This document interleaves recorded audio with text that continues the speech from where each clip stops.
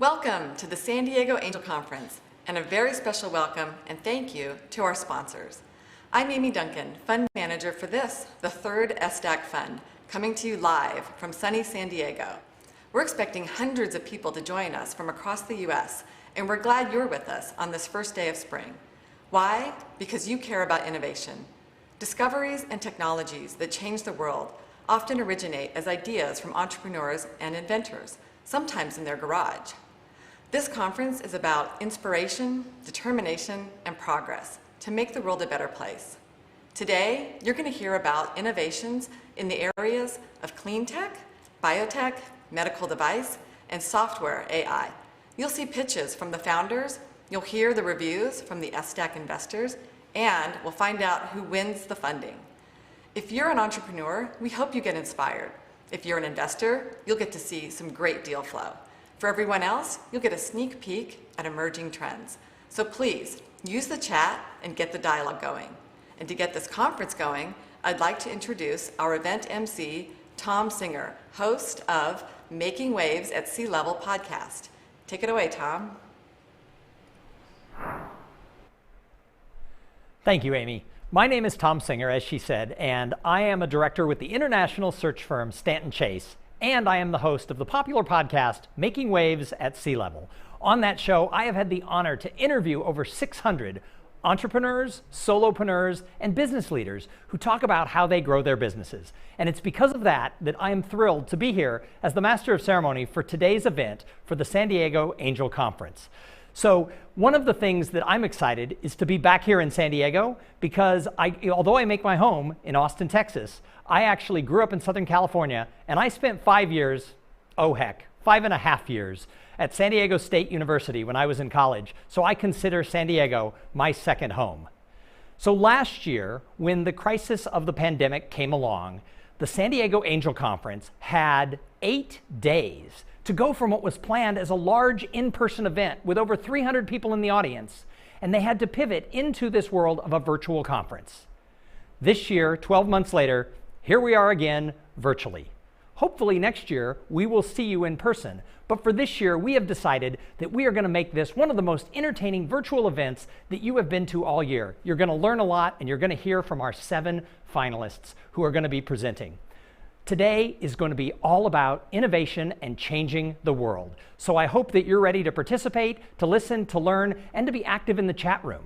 So here's a little tip, because I love the chat rooms, and we'll talk a little bit more about that in a minute.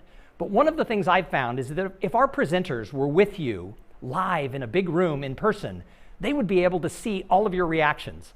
They would be able to say when they said something, they would be able to see you sort of nod your head like, oh yeah, she is right. That is really smart. But in this virtual world, we can't always see that. So when you hear somebody say something that grabs you and you would nod your head totally like, yes, use the exclamation point in the chat room. That's just your way of saying, I'm right there with them. This is great. So do that, and it'll be more engaging for all of us because we'll see when you're really enjoying today. So to get things started, I would like to introduce the president of the University of San Diego, President James T. Harris.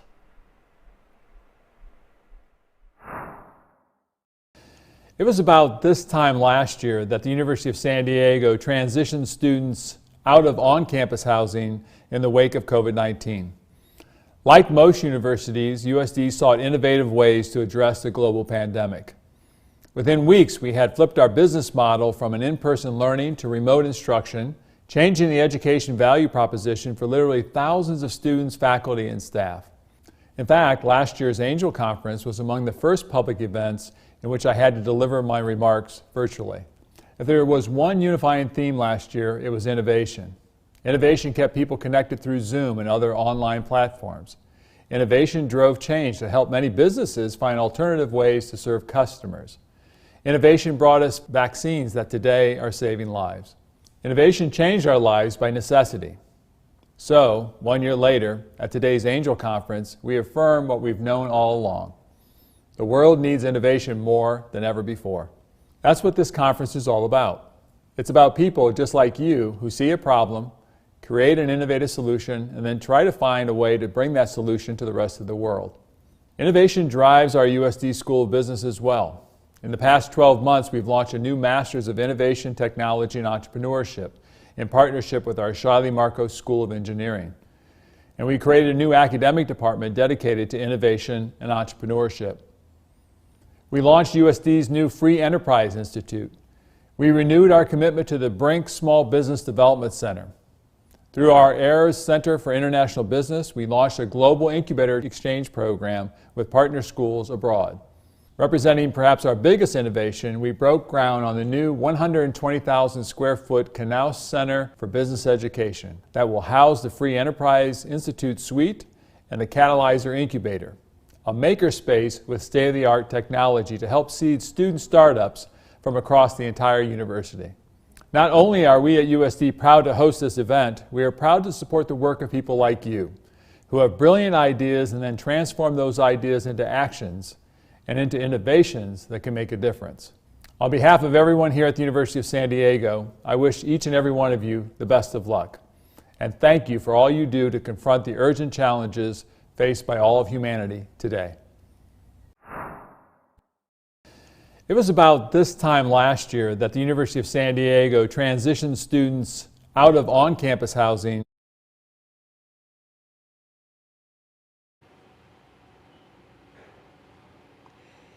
Thank you, President Harris. I appreciate USD's efforts in innovation and continued commitment to students, faculty, and to the community. My name is Misty Rusk. I'm the founder of the San Diego Angel Conference and the executive director of USD's Free Enterprise Institute. Our immediate response to last year's uncertainty in the early days of COVID is a reflection of our culture. We act with urgency and intensity because it matters. It matters to the entrepreneurs we serve, to the investors we engage, and to every one of you, as innovations, large and small, impact all our lives. For SDAC 1 and 2, there were a total of 200 companies that applied. SDAC investors have directly contributed $1 million in the formal process, but we watched those companies and they've gone on to do good work. And those who've reported back to us indicate that they've raised $53 million. $53,489,000 to be exact. Today's the culmination of 6 months of effort. The San Diego Angel Conference kicks off in September with the Entrepreneurs Track. This year there were 5,700 attendees in the 15-week program focused on founders. The E-Track wraps up in December with the application deadline and kicks off the Investor Track. This year 125 companies applied, a record for us. In January, investors started reviewing the 125 companies and selected 30 quarterfinalists, then 15 semifinalists, and now the 7 finalists. Today, after weeks of due diligence, you'll hear from the 7 finalists and their due diligence teams. As of this morning, there was over $500,000 committed by a total of 57 investors. After we've heard from the final pitches and the due diligence reports, we'll excuse the investors to deliberate, and for a final time, before they choose which of the 7 companies will be the winner of the 3rd annual San Diego Angel Conference. There's something here for you too. Every one of you will have a chance to vote today for the company you think is worth investment, and you'll name the People's Choice Award. We'll be posting in the chat, and there's more information in the description, so please take advantage of all the opportunities and enjoy the day. Back to you, Tom. As the program continues to grow, and we find ourselves virtual for the 2nd year, participation in the San Diego Angel Conference has grown to include global participation. So to get us started today, I want all of you to dive into that chat room, because we know so much more than we did a year ago. We know that chat is how the people at home can engage with each other and make sure that everybody is really enjoying the show. So what I want you to do right now, in addition throughout the day to use those exclamation points when you're really enjoying it, I want you right now to go into the chat room and tell us where you're all from. Whether you're from San Diego, you're from Los Angeles, you're from New York, you're from Canada, you're from somewhere else, let us know. Go to that chat room right now and light it up with where you're calling in from. Now, to get us started today, I would like to take this time to introduce the County of San Diego Chairman of the Board, Supervisor Nathan Fletcher.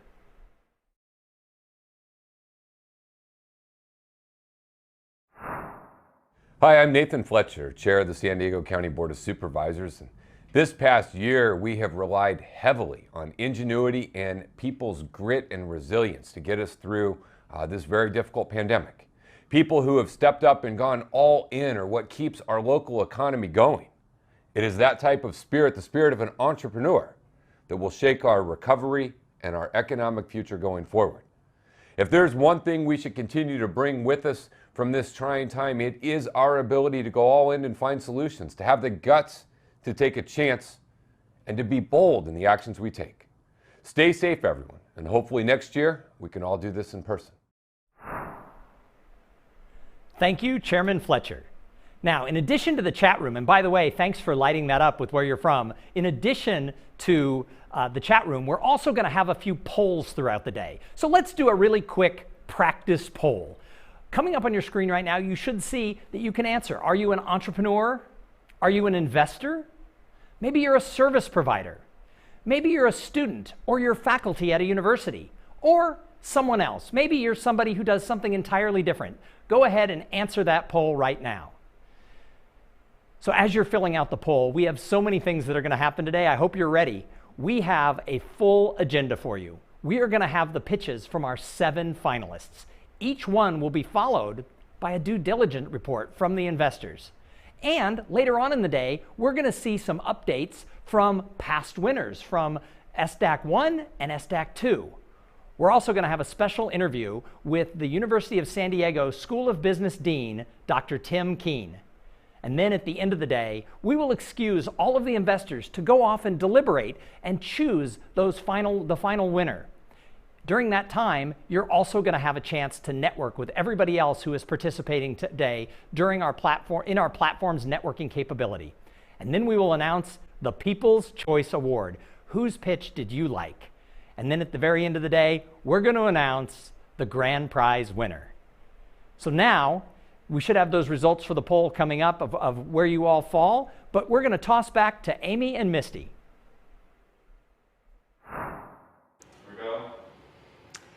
Amy, it's great to be with you today of all days. That has been so much great hard work. We want to take a minute and say thank you to our sponsors. There's no way we could pull this program off without a committed group of companies behind us that have helped underwrite our costs.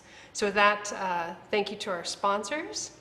We have platinum sponsors. We have Denton's, ClearPoint Agency, the PR firm that's helped us this year, Vantage Point Advisors, Mintz, and Stradling Attorneys at Law as our platinum sponsors. Our gold sponsors include Goldfish, your company, so thank you for that, Seva, Arsentia, Maestro's Edge, Weptus Law, Iron Forge, and First Republic. We also had the unique opportunity to have 3 university partners this year. So the San Diego Angel Conference is hosted by University of San Diego, and we were joined this year by UCSD and San Diego State University as our university sponsors. And a quick shout out to the nearly 100 students that registered to attend today's event. And one of the best things about the San Diego Angel Conference is that it really gives us a fantastic opportunity to work with partners across the community. So the ecosystem has more than 70 accelerators, incubators, and co-working spaces, and we have just a great group of partners that have been part of the San Diego Angel Conference this year. So we have a poll for you. If you'll look in the description below, you'll find the question. Amy, you want to give it to him? Yeah, so the poll, what we'd like to start the engagement is, if you had $1 million to invest, where would you focus your attention? So we have several of our finalists are innovating in different industries and areas, and so if you were to invest in an industry, would it be something that helps the environment, healthcare, education, or something else? So go ahead and fill out that poll, and we'll poll the audience and show you the results and see the interests of the folks that are tuning in today. Oh, fantastic. We get an immediate response. So one of the things I love about angel investing is it really gives us a chance to make a difference in the companies that are changing the world for the better. It's good stuff. It's the best way I know to overcome the big problems that the world's facing, all the way across from education to healthcare, environmental issues, all the way around. It's just really, really great. Yeah, it looks like we had healthcare was the last time I looked, it was the leading interest of our group here. That makes a lot of sense, being in the San Diego area for sure. With that, Tom, we're going to send things back over to you.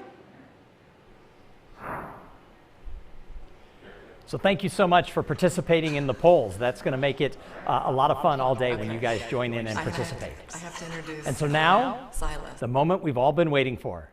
It's time to see our pitches. And now it's time for finalist number 1, Tosh Dutt from ChargeNet Stations.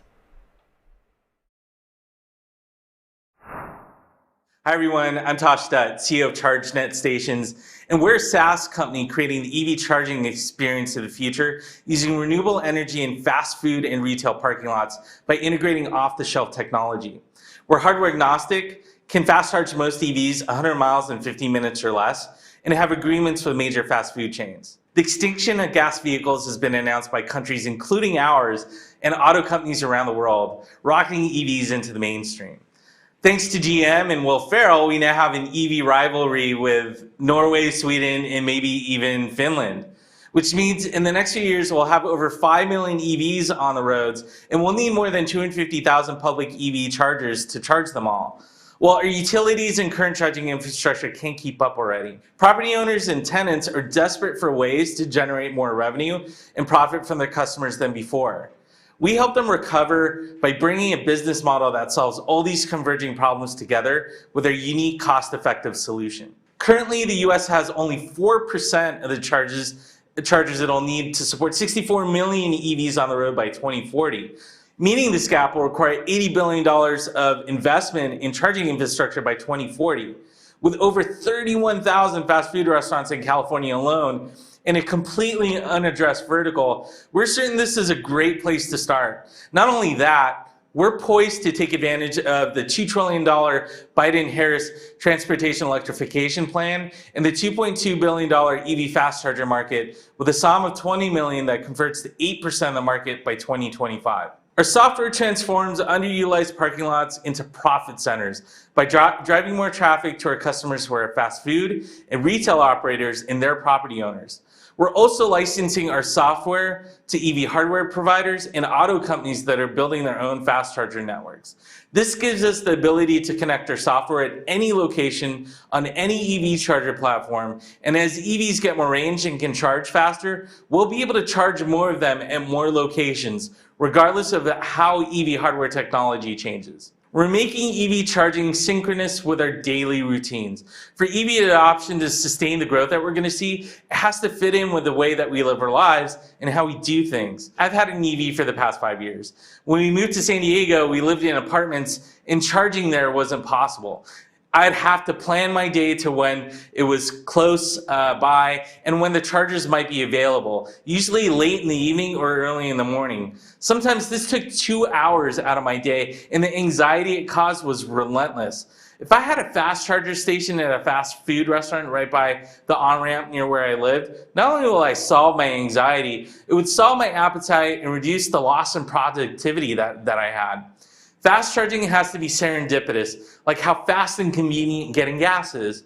What we're able to do is align fast charging EVs with the time it takes to eat a meal, so it coincides with their daily activities. A ChargeNet station transforms your favorite fast food restaurant's parking lot into a spot where not only will you be able to satisfy your appetite, you're using clean, renewable energy to charge your car and get around 100 miles of charge in 15 minutes or less, all in one convenient transaction. We're integrating solar and battery storage with EV chargers. EV drivers interact directly with our point-of-sale software, which generates customer profiles for us that have historical data about their EV charging habits, food choices, and other data that feed back into our optimization. And because we own this customer data and optimization, it opens the door for us to use this data in really, really creative ways. Our hardware-agnostic SaaS platform we call ChargeOp uses point-of-sale data to maximize savings, reduce operating costs, generate more carbon credits, and improve charging station utilization while minimizing the amount of energy that we have to buy from the grid. In fact, our software is able to arbitrage energy and sell it back to utilities at premium rates. We can displace more than 228,000 gallons of gas, eliminating over 2,000 metric tons of CO2 a year just at each station. And this is especially important for disadvantaged communities, which have a disproportionate amount of fast food restaurants and where we're able to make a significant impact. We put a lot of forethought into our business model. Phase 1 and Phase 2 executes on our SaaS model immediately. Irrespective of our customer's risk profile, we're still able to integrate our solution.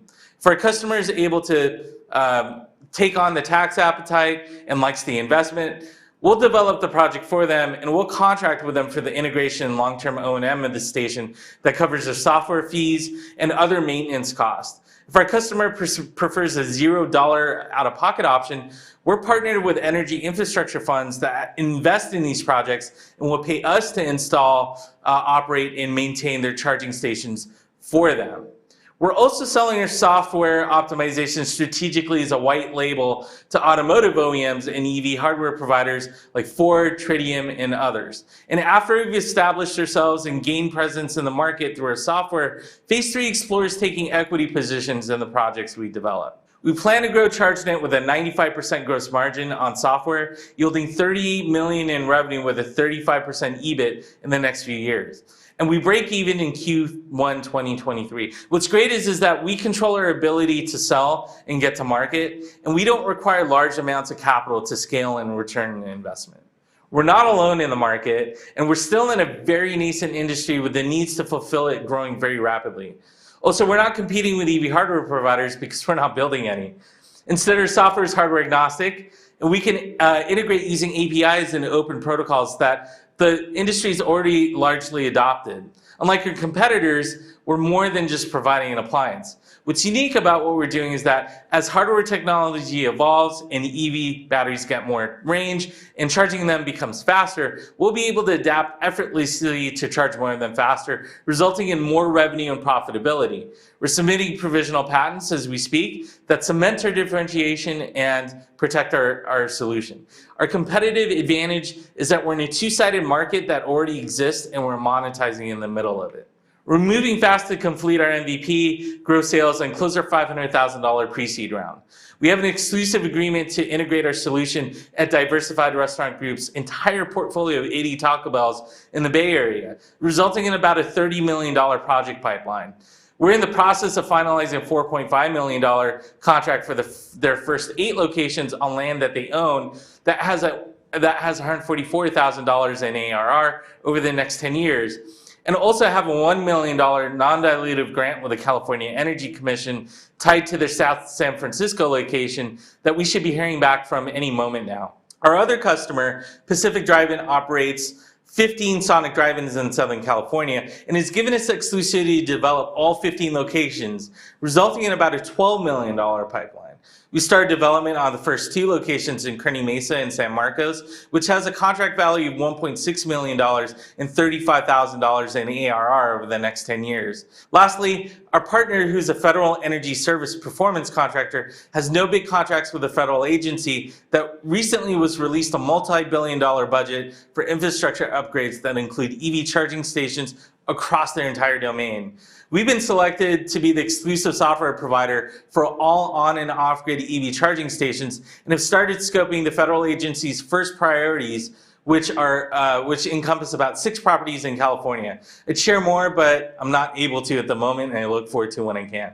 Since we started this journey, we've been fortunate to partner with some amazing and notable Tier 1 vendors and partners like Tritium and CED Green Tech that are vested in our success by delivering modular solutions to us, giving us the ability to scale up rapidly with their technology and are helping us get traction in the market.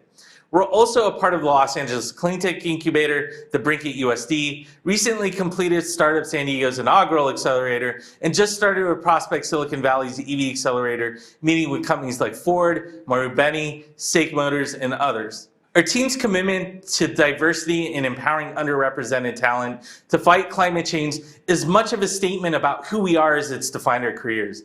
With my experience building success at clean tech startups, energy companies, and utilities, to our CTO Rebecca's background, commercializing software and optimization IP and patents in clean tech, and Venus's meteoric rise over the past 15 years at Southern California Edison and MIT MBA pedigree, with the guidance of our accomplished advisory team, we bring the technical and operational know-how to sustain scaling at an accelerated pace to drive shareholder value.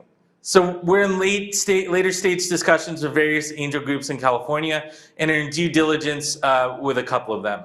We've raised a $500,000 convertible note. 160 of that's already been committed. This pre-seed round gets us our MVP done, our team operationalized, our non-provisional patents filed, and our current projects with Taco Bell and Sonic Drive-In in the ground. Then we'll raise a $3 million seed round in Q3 2021 at a much higher valuation. The most likely scenario for an exit is a buyer-build acquisition by larger companies in the restaurant, automotive, or energy sectors. However, our peers in the space like ChargePoint, EVgo, Volta, and others have recently made some big announcements about going public through special purpose acquisition companies at billion-dollar-plus valuations. So I hope you'll join me in saying, no way, Norway, and I hope to look forward to your questions.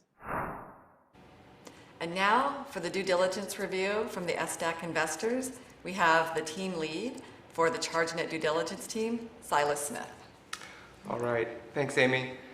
We had a really great diligence team, and we also had a lot of fun working with ChargeNet and getting to know them through this process. The main things that we really liked about ChargeNet are, first, the EV market is obviously growing, and it has really favorable backing through different tax and grant incentives, which we expect to continue. And there's a huge need for chargers to grow along with that market. ChargeNet has also built in multiple revenue streams, from charging to selling power to project development fees, as well as potentially others in the future like advertising and point-of-sale integrations. This should provide them really healthy cash flows and also give them options in the future for where they might want to refocus or double down. Lastly, this is a strong team and they really know this space. And it's clear that they're gaining momentum. If we look at just at what has happened during this diligence timeframe, they've landed key new hires, gained significant new investment, and even were accepted into a well-known tech incubator program. So it's really clear that ChargeNet is accelerating and they're making things happen for their business. During the diligence process, we identified a few potential risks and ways that ChargeNet might mitigate them. First, complexity. So there's multiple revenue streams. That's great. That also means there's a lot of moving parts.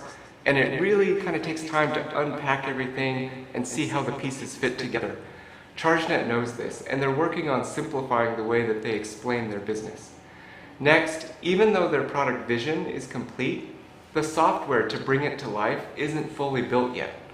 ChargeNet is relying on the current raise to help fund development, and for their project lead time, the time it's going to take to get their systems permitted and in the ground, to buy enough time to build out the first versions of their software. Finally, they've got competition. You can drive around town and see their competition. But ChargeNet is unique in how they're looking at the entire system design, as well as in how they're targeting fast food restaurants. And that's the part that really stands out about ChargeNet. They've created this really compelling value proposition for their restaurant partners. It doesn't just provide a charging system and stop there, but really looks to elevate the whole charging experience by taking fast chargers and putting them in convenient locations, and then leveraging clean energy in this really dynamic economic model that significantly lowers risk for the restaurant and also gives them really new upside, interesting upside potential. And the thing is, none of their competitors are looking at it this way. So it's going to be really exciting to see how ChargeNet is able to execute in this space. The San Diego Angel Conference is sponsored by Mintz, a full-service law firm providing legal strategies to local, national, and global clients. Advising on corporate formations and findings, bet the company litigation, employment, and intellectual property registration and protection. Within the broad spectrum of industries, more at Mintz.com. Mintz, built on excellence, driven by change. And now it is time for finalist number 2, Natalie Castellana from Digital Proteomics. I'm Natalie Castellana, CEO at Digital Proteomics, where we're harnessing the power of the immune system to develop the next generation of antibody therapeutics. The current process for drug discovery is broken. It costs billions of dollars to bring one drug to patients who need it, in large part because of massive attrition between drug discovery on the left and FDA approval on the right. A leading cause of failure is lack of efficacy. The antibodies just don't work in patients.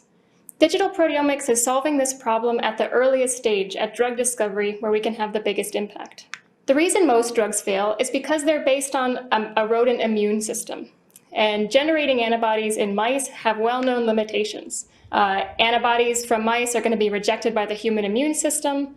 They don't have strong binding strength to their target to be potent drugs. Both of those require downstream engineering that is time-consuming and expensive. And the biggest issue with mouse antibodies is that they don't get human diseases.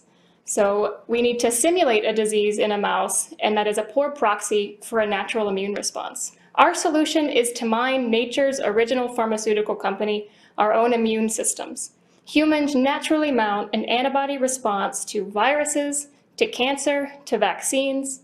And while not everybody generates a successful response, as we're seeing with the COVID-19 pandemic, everybody could certainly use one.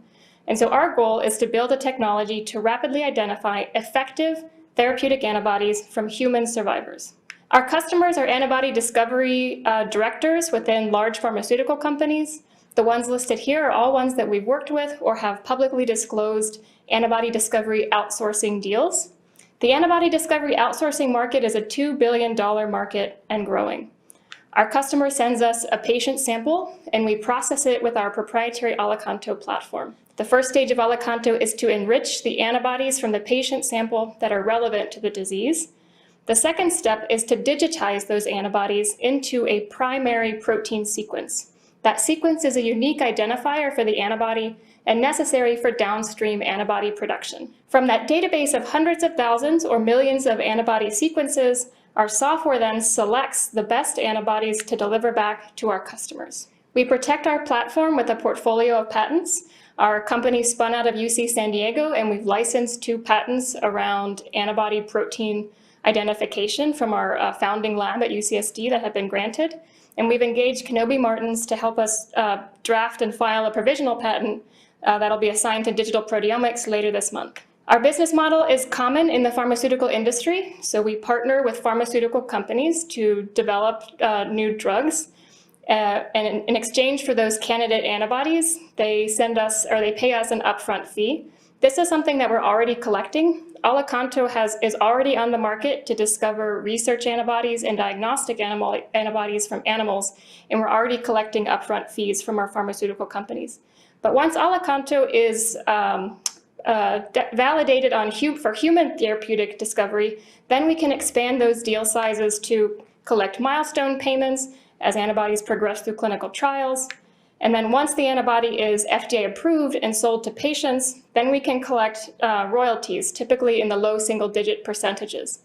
This all assumes that our business model works with a pharmaceutical company as a partner, but nothing precludes Digital Proteomics from discovering our own antibodies and licensing those out to pharmaceutical companies in antibody licensing deals that can be tens to hundreds of millions of dollars in value. So we're actually accessing 2 different markets. The antibody discovery outsourcing market, in which we are collecting upfront fees and milestone payments. We are targeting the billion-dollar oncology outsourcing market. But then as our antibodies start generating revenue out on the market for patients, we're accessing the 50-time bigger antibody therapeutic market, of which oncology accounts for $42 billion in sales. So just to put that into perspective for a single deal, the highest revenue antibody in 2019 for oncology was Keytruda, with $6 billion in sales. Even if you only had a 1% royalty on that, you'd be collecting $60 million in payments each year just for one drug. Now, to explain how our approach is different than what's currently done, I need to give a little bit of background in the biology. So B cells are a type of cell that produce antibodies, and they reside in blood. Antibodies are protective molecules produced by B cells that actually bind to the virus or the cancer cell and facilitate its removal. There are 11 orders of magnitude more antibodies in blood than B cells. That's the difference between grains of sand in a bucket and grains of sand in all the beaches in all the world. Our competitive advantage is that we mine that abundant disease-targeting antibodies in blood, while our competitors are looking for the needle in a haystack B cell. So if we divide the competitive landscape into those looking at B cell focused versus antibody focused, our B cell focused competitors are having great exits in the space. Abcelera and Atreca both IPO'd with $100 million to $5 billion valuations, but companies are also being acquired early. So AbVitro was acquired by Juno Therapeutics for $125 million after their Series A. But they're all only looking at the B cell. We are the only company and the first company to focus on the protective antibody present in patients. We've already validated, we have validation of our platform in humans underway. So we have a collaboration with a major university medical center and an infectious disease target. We have an internal project to discover COVID-19 neutralizing antibodies from local San Diego patients. And we're developing a proof of concept for oncology. In addition to human therapeutics, we've applied Alicanto to discover hundreds of antibodies from animals for research use and diagnostics. Our roadmap encompasses the validation of Alicanto, our proof of concept in oncology. During our seed round, we'll complete the proof of concept and we'll fill key holes in our team, including protein chem, sales, and antibody therapeutic development. After we validated Alicanto on oncology, we'll extend Alicanto to work on a limited clinical sample in our Series A. And then after we've completed our proof of concept on the limited clinical sample, we'll expand our business development team with the goal of establishing at least 6 partnered antibody discovery projects by year 5. There's a couple places where acquisition is possible. After we've completed our initial proof of concept in Alicanto in oncology, we'll be attractive to larger antibody discovery outsourcing companies who want to have a complementary technology to their current approaches. After we complete the Alicanto on the limited clinical sample, we'll be attractive to large pharmaceutical companies who want to bring our technology in-house to give them a competitive edge against other pharmaceutical companies. Over the life of the company, we've been awarded over $6.8 million in NIH SBIRs, over $4.4 million of which was in the past 12 months. We're already generating revenue through upfront payments from over 60 customers, many of the top 10 pharma companies, and have more than $1 million annualized run rate. We're currently incubating at a Johnson & Johnson incubator called JLabs. We are recognized as a Connect and San Diego Venture Group Cool Company in 2020, and Alicanto was a finalist in the Most Innovative New Product Award in 2018.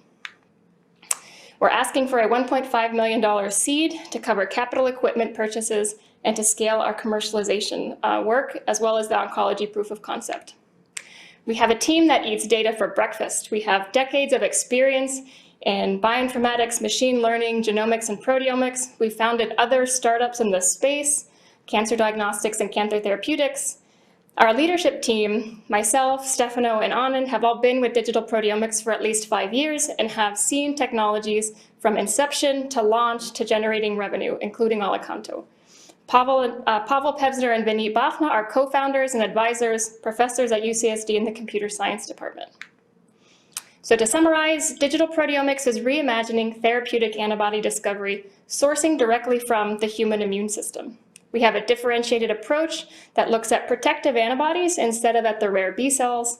We have decades of know-how and method patents to protect our platform, a strong technical team who also has experience in starting and growing life science businesses. We have growing revenue from our pharmaceutical and biotech customers. We're looking to raise a $1.5 million seed to supplement the $6 million in non-dilutive funding we've already been awarded. Thank you. Welcome back. I'm here with Keith Richter, who's going to give the due diligence report for digital proteomics.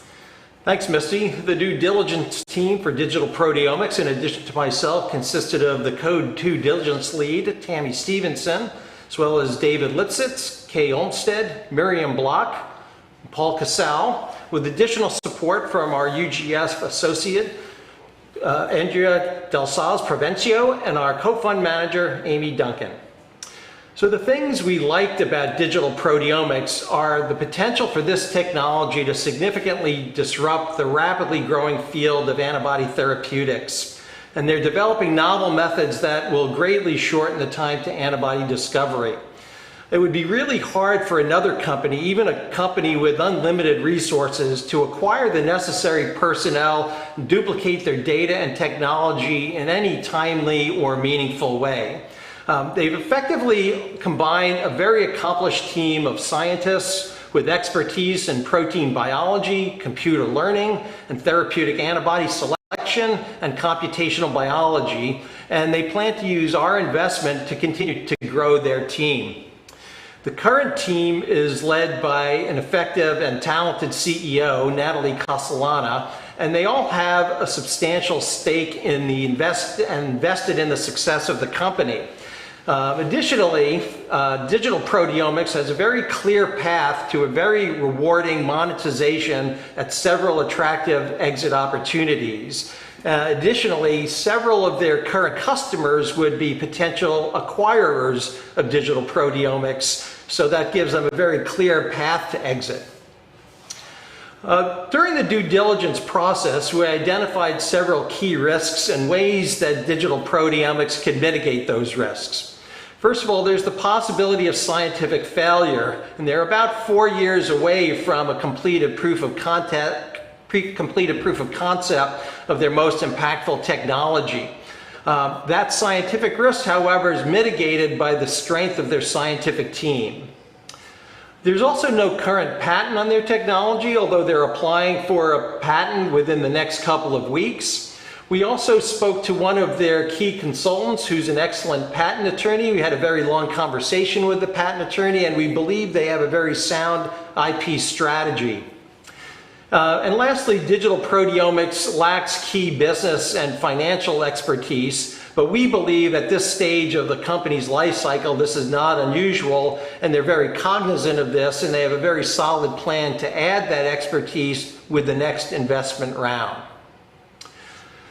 The key thing that really stands out about digital proteomics is that their technology, if it's successful, will be really transformative in the proliferating field of therapeutic antibody discovery. It'll cut time for drug development by years. And this gives them a clear line of sight of very lucrative exits at multiple time points. And the more we dug into digital proteomics, the more and more we like them. And this is a very attractive early stage biotech company. Thank you very much. That was Keith Richter for Digital Proteomics. Thank you. Over to you, Tom. Vantage Point Advisors specializes in corporate valuations and related financial advisory services, providing valuation services in connection with transactions, financial reporting, tax reporting, litigation support, and other general corporate purposes. Financial advisory services include transaction opinions, financial due diligence, quality of earnings, and corporate restructuring and divestitures.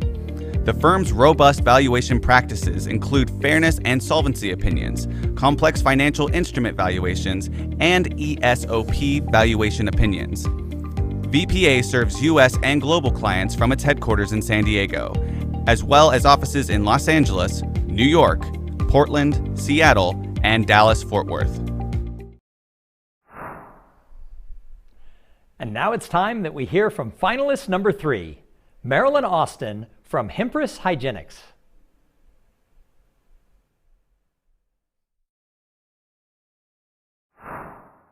Hello, my name is Marilyn Austin, and I am the CEO of Hempris Hygienics.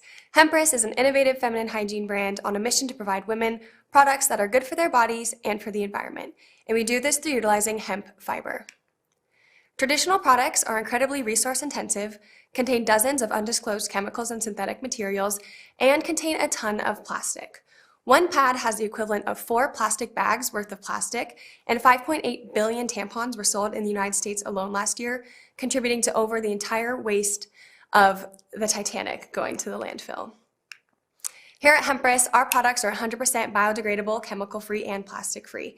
Hemp is also naturally antimicrobial, which reduces the risk of infection and has 1/4 the carbon footprint of cotton. We started this company because we saw a big gap in the marketplace between traditional products and reusables. Many women want to be more sustainable, but do not want to have the messy and often uncomfortable experience of using reusable cups and pads.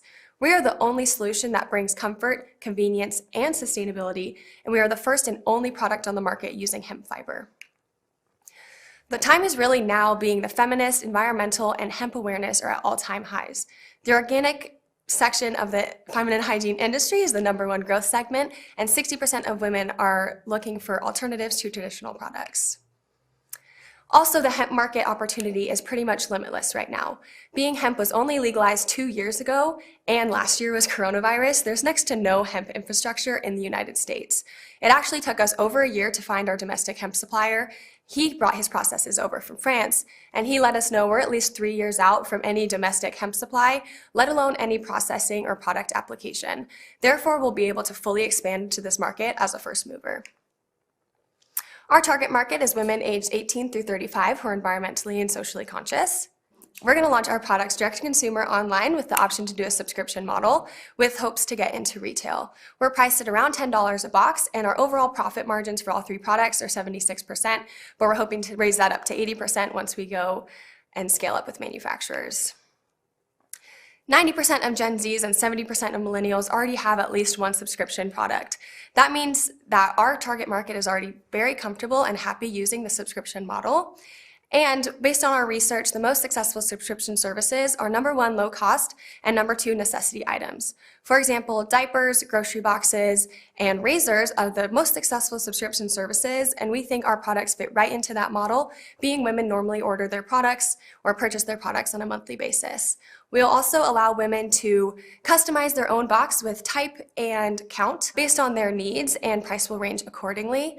We feel we'll be very successful in gaining subscribers and keeping subscribers, being we are priced right on point with our competitors. We are only one of 2 that allow the build your own box model, and we are the first and only using hemp.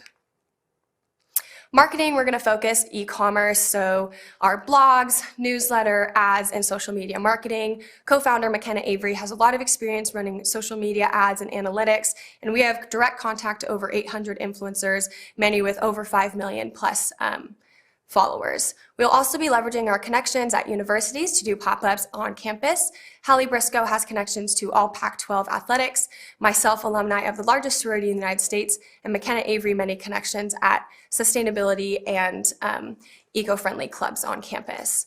We'll also be doing tabling and events at applicable things like the Women's March, hemp expos, hygiene expos, and things like that. That's actually a picture of us at the 2020 Women's March in Los Angeles, where we handed out over 1,000 stickers, all Hail the Female stickers, and talked to women about their products, the industry problems, and our company. We have been 100% focused on our product development and supply chain, so we actually haven't launched our marketing strategy, and we'll be doing so shortly. That being said, all traction has been from incoming inquiries. As you can see, we have now 3,400 followers on Instagram, over 6,000 people signed up for our email list. We've had 10 wholesaling and private labeling requests, 3 podcast requests, and we've been in 7 articles. Also, based on our personal relationships to social media influencers, we have direct free marketing to over 3 million social media followers. Our supply chain starts with our hemp supplier, and the hemp is sent to nonwovens, where the hemp's turned into nonwovens. Nonwovens are sent to product manufacturer, where they're turned into products, and lastly, they go to the 3PL for order fulfillment and show up at our customer's door. Our timeline, we've finalized the supply chain and are currently in the process of scaling up with manufacturers. We're going to launch our pads and liners first, and then launch our tampons after they get FDA approval, and from there, we're going to start looking into retail relationships. To talk about the FDA process, so pads and liners do not require FDA approval, but tampons do. Tampons are considered a type 2 medical device, which means we have to do what's called a 510(k) application. What this means is we have to fulfill a list of tests, we compile all the test data and all of our product information, and we submit the application to the FDA.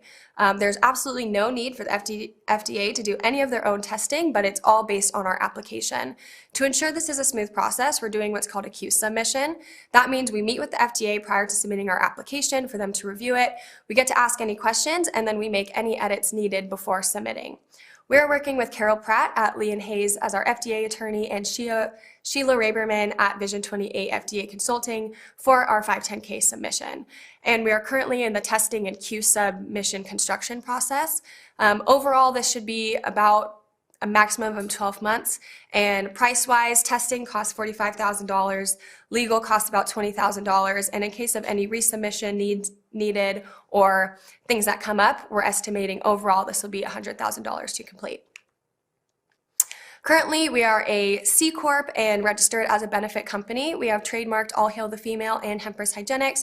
We have 3 finalized working prototypes, and we are currently in the process of scaling up with manufacturers and are ready to make our first order upon further funding.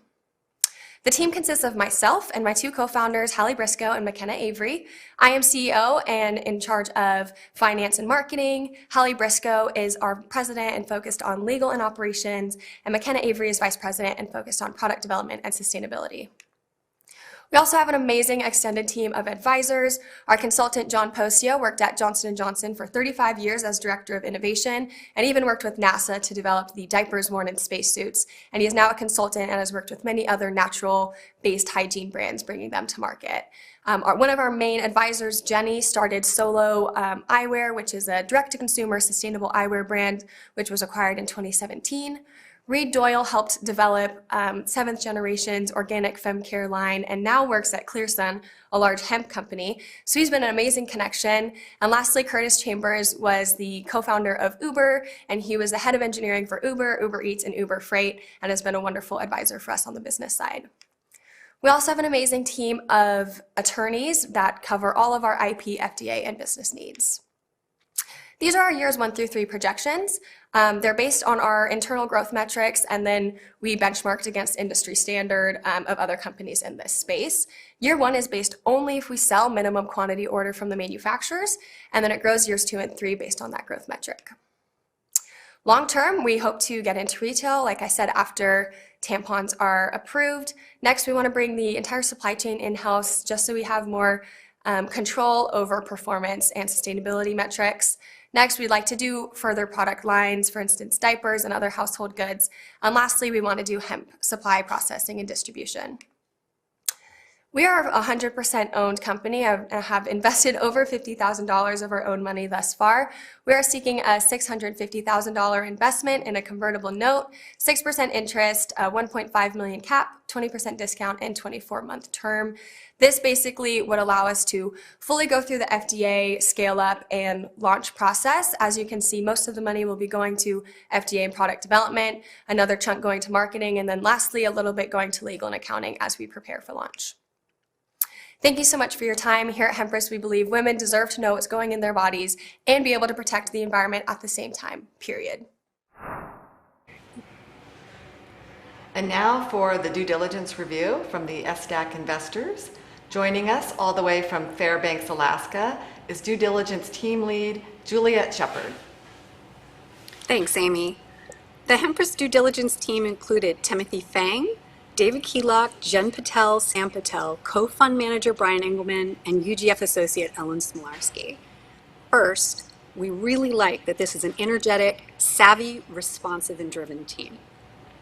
Hemp has 25% of the market of carbon footprint of cotton, and they're using a social media marketing strategy and a subscription model well aligned with their target demographic, 18 to 35-year-old environmentally conscious women interested in more sustainable personal healthcare products. As a first mover in the hemp consumable goods space, they have early market validation and have already received numerous wholesale and white sale requests, both in the US and internationally. The management team has a big vision.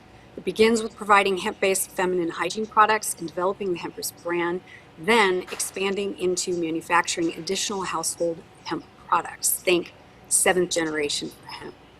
And we identified 3 primary risks and mitigations. First, an FDA 501(k) approval is required for tampons. This approval does not require human testing.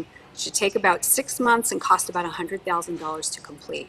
Now, tampons are the highest profit margin product at 84%, but only 21% of the women in the US use them. So to mitigate the risks, the company will start with selling pads and liners, which are still quite lucrative with a profit margin mean of approximately 71%. Second, The company has no IP filed at this time. However, both the IP attorney and the former Johnson & Johnson expert consultant have concluded product specifications are sufficiently novel to be differentiated from other patent filings. They have trademarks for their brand, Hempress Hygienics, and slogan, All Hail the Female, and plan to file provisional patents following manufacturing trials. Third, manufacturing and supply chain risks also exist. The hemp supply in the U.S. is new and not well established. Product manufacturing today occurs in Europe, lengthening shipping time and costs. However, in 2022, manufacturing capabilities are expected to open in the U.S., lowering unit costs for the company. The one big thing that stands out about Hempress Hygienics is the winning combination of a dynamic team, the first-to-market product, and a high potential for successful return. This is a company that has a strong opportunity for break-even in year 2 and a 10x return within 3 years. If Hempress meets its potential with fast growth sales in their segment of the market, they're going to be a strong acquisition target for Cora, Lola, P&G, or Unilever. All right, thank you, Juliet. Thanks, Amy.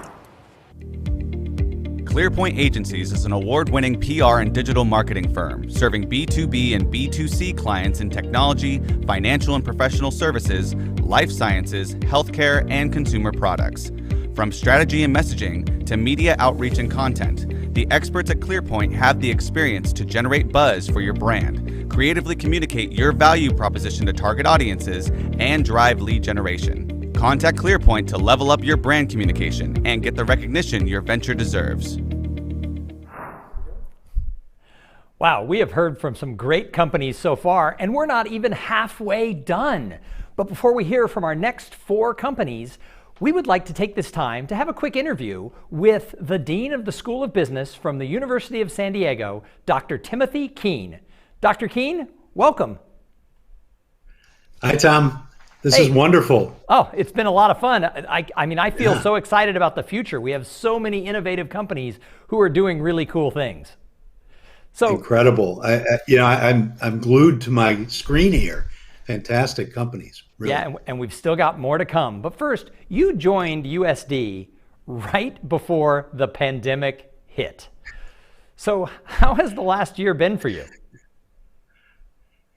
Well, I mean, I guess the answer is that it's been about the same as it's been for everybody else. Very challenging.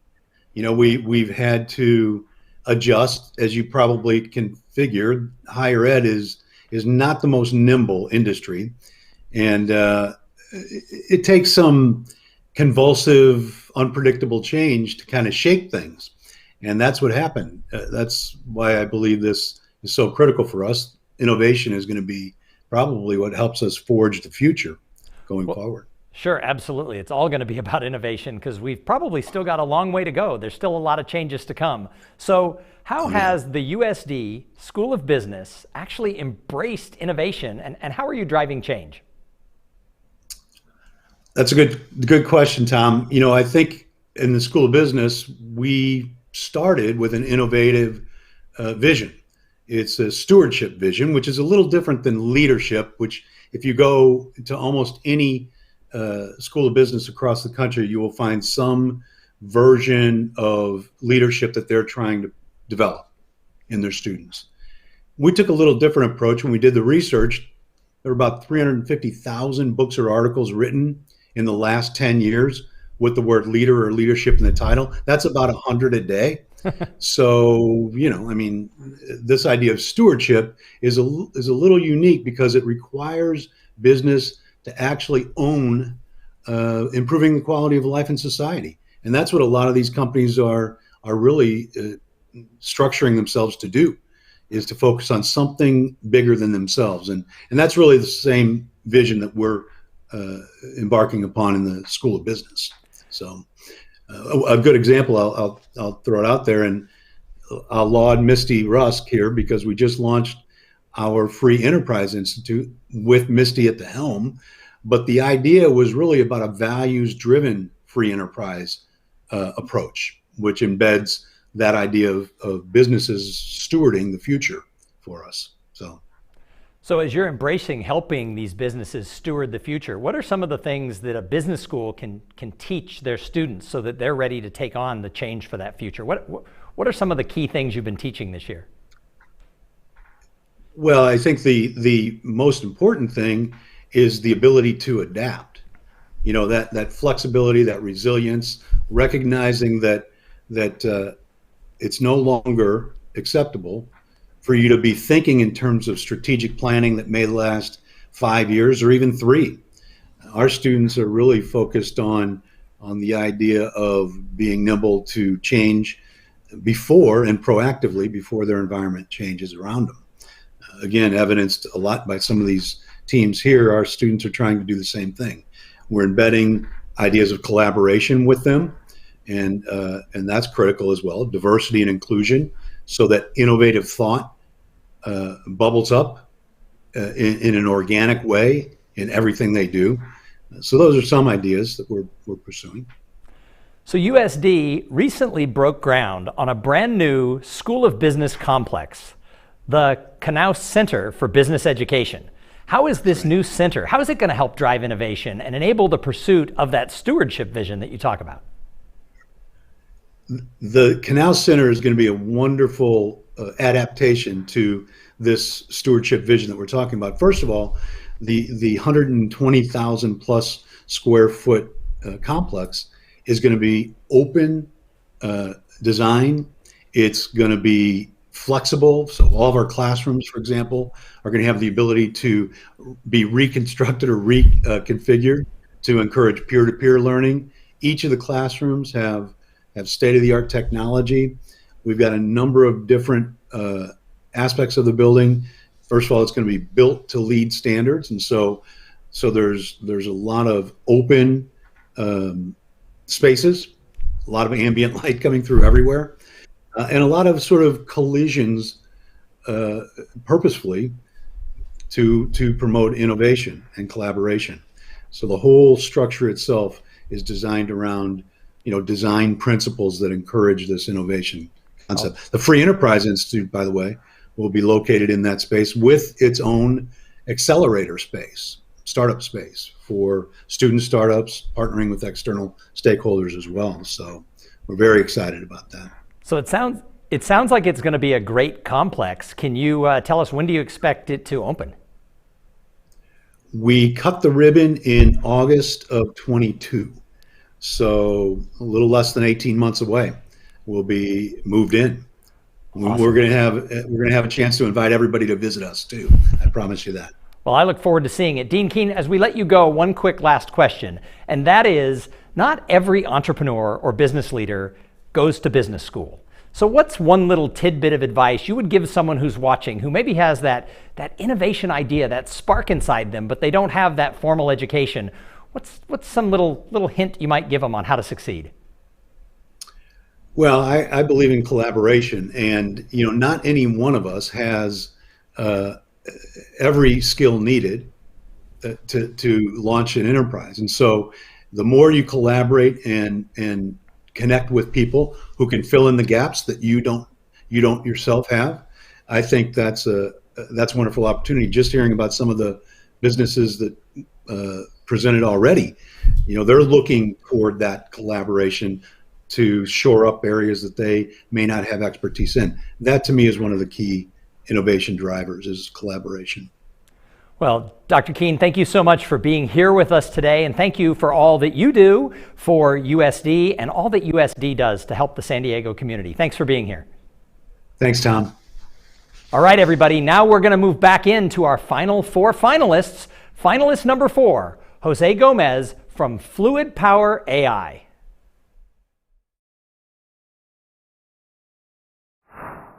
Hi, I'm Jose Gomez, CEO and co-founder of Fluid Power AI, where my team and I keep big things from breaking. We're deploying the latest in IoT and machine learning technology to disrupt an industry we have a lifetime of experience in. Hydraulic systems power the world. They are the go-to technology for heavy equipment OEMs and are essential in every major market. Now, although the applications vary, the problem is the same. All hydraulic systems wear. They all require continuous and proper maintenance, but knowing when and what to service isn't always easy.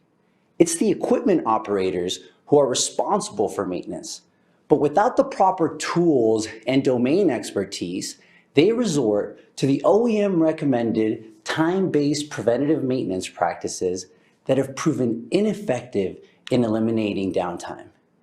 Every year, $7 trillion of economic output are powered by hydraulic systems, and the opportunity cost of hydraulic system failure is estimated to be $30 billion, a figure that does not include the added cost of repair or poor maintenance.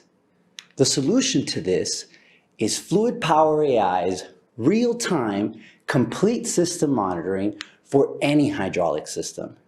Our customers easily install our intelligent sensor cluster onto their equipment and receive actionable insight day one about the health and usage of their equipment, enabling them to eliminate downtime, optimize efficiency, lower their total cost of ownership, and minimize their carbon footprint.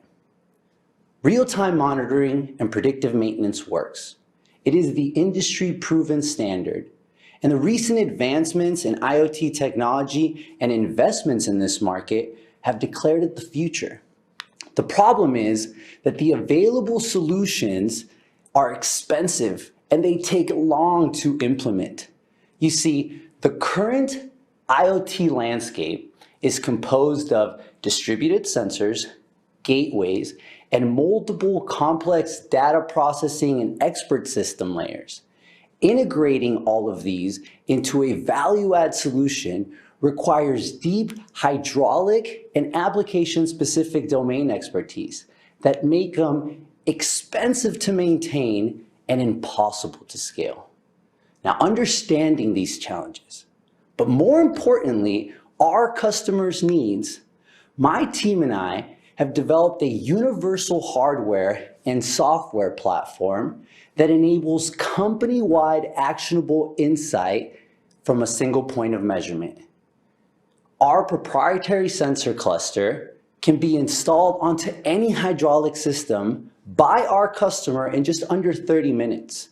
And our deep neural network architecture and deterministic algorithms encode data from real-time parameters common to all hydraulic systems to provide business value at every level of the organization. You see, our customers are not looking for a project. They're looking for a solution.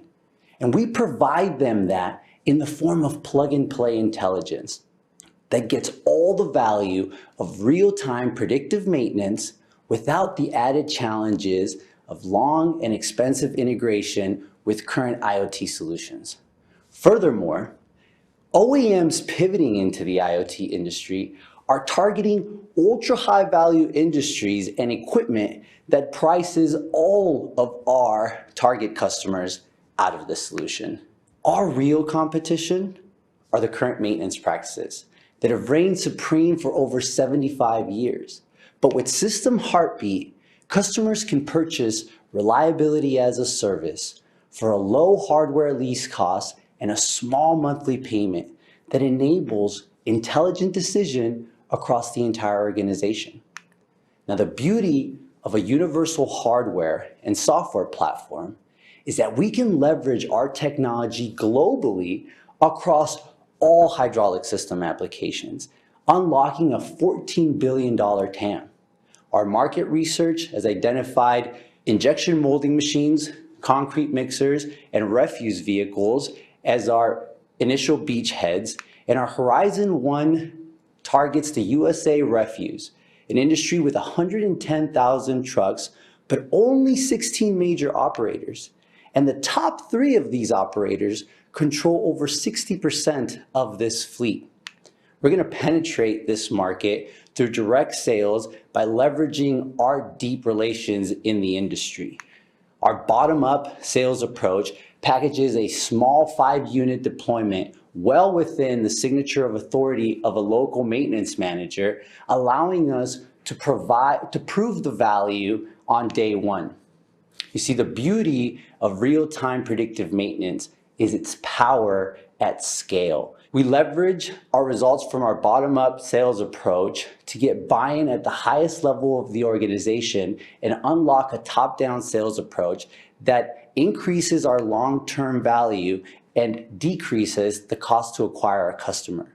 We've been successful deploying this sales strategy with our initial customer and have buy-in from EDCO General Manager Carl, who is now championing our deployment across all of his depots. With customer buy-in and with a great product market fit, we're going to deploy 48,000 units by the end of 2024 with $86.4 million of annual recurring revenue. We can hit $10 million of ARR by Q3 of 2022. We've raised $1 million today. We closed our first tranche of our seed round in August of last year, where we raised $835,000 on a convertible note with a $6 million cap and a 20% discount. With that money, we developed a full working MVP and deployed a paid pilot with our customer, have validated our sales strategy, and are now penetrating their entire fleet. We're raising another $1.2 million on a convertible note with an $8 million cap, a 20% discount, 2-year term, and 5% interest rate. With this money, we're going to go increase our deployment at EDCO, launch a pilot with the city of San Diego, and with the local Waste Management and Republic depots here in San Diego. We're going to launch 300 units this year in preparation for a proper Series A that we plan to close Q1 of 2022. Our team has the technical expertise and the deep understanding of the industry to deploy this solution and truly disrupt this market. Our chief hydraulic scientist, lifetime business partner of mine, also happens to be my father, has been in the industry for over 40 years.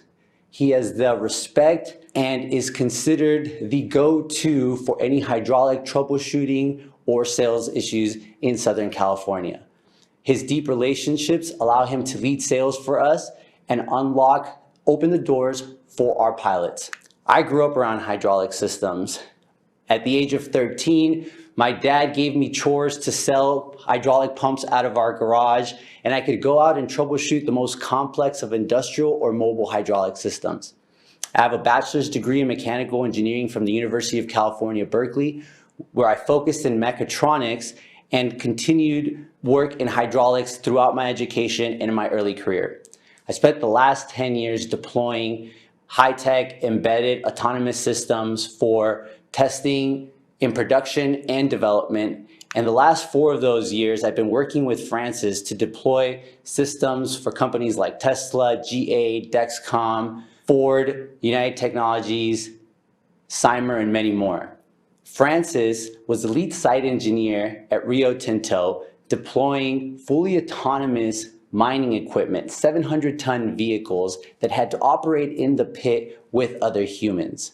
He understands the challenges of fully instrumenting systems and extracting value from data, and has also deployed vision systems in the Midwest and used artificial intelligence to solve problems that were very expensive to integrate and maintain before. Paul's recently joined our team and has extensive experience in manufacturing and developing products for customers. We've surrounded ourselves with a world-class advisory board that understands what it takes to be successful and to do it in this industry. These men are pioneers in AI and IoT, and together have over 14 successful exits. All of them are personally invested in our company, meet with me on a monthly basis, and have phone calls with me weekly to define our Series A goalposts and align our vision. We're also an EvoNexus portfolio company as of 2019, and we count with the support of a community of entrepreneurs and mentors who are opening doors and making sure that we are ready for proper Series A at the end of this year. You can't have a hydraulic system that doesn't wear. But with System Heartbeat, you can have a hydraulic system that doesn't break. Our mission is to provide plug-and-play intelligence for all hydraulic systems. Our vision is every hydraulic system a smart hydraulic system, because intelligent hydraulics just makes sense. Thank you. This is just really great. I'm here with Armin Derderian, who's the due diligence lead for Fluid Power AI. Thank you, Misty. I'd also like to introduce my co-members of the due diligence team, Richard Lynn, Jad Duncan, Rebecca Hurahan, and Jacob DeMarco. 3 things we really like about Fluid Power AI. The founders' capabilities are quite strong, well qualified, and dedicated to the success of their venture. Terms that we have used to describe this team are scrappy, gritty, and garage entrepreneurs. The second thing, their invented technology takes a widely used hydraulic mechanical system and gives it a diagnosable heartbeat for the operators to improve its efficiencies, manage downtime, and avoid unexpected malfunctions that are costly and can cause environmental hazards when broken. The third thing we like is the product is ready for deployment now, with supply chains developed and worked out, as well as a target industrial market entry point identified. The risks and mitigation that we've identified and can be resolved are the initial, at the early stages, longer sales cycles, which are normal for developing companies, should be mitigated with wider market acceptance and cost savings data. The inability to readily quantify the benefits to the clients. This can also be resolved as more data is generated and machine learning takes over. The third, the team lacks management skills for long-term growth. This is expected at this stage of a development company and will be hired from the outside when needed. The one big thing that our team agrees on, that is the available market for the patented application of Fluid Power AI, is very large, global, and spans virtually all industries, including waste management, which is their target market entry point, construction, oil and gas exploration, defense and manufacturing, just to name a few. Being an early mover in this field can have tremendous upside potential. Thank you, Armin. Denton Global Venture Technology Group is excited to be a part of 2021 San Diego Angel Conference. Operating as a boutique within the world's largest law firm, Denton's Global Venture Technology Group delivers nimble, seasoned counsel to tech companies and venture investors from our offices located in the world's most vibrant tech centers, from San Francisco and New York to Toronto, London, Berlin, Singapore, and beyond. Ranked as a top 10 global venture law firm by PitchBook, we drive global strategic growth from inception to exit. With a focus on capital investment, strategic advisory, IP and regulatory challenges, along with the sector of local market knowledge to deliver the support and services you need. And now it is time for us to hear from finalist number 5, Pradnya Desh from Advocat Technologies.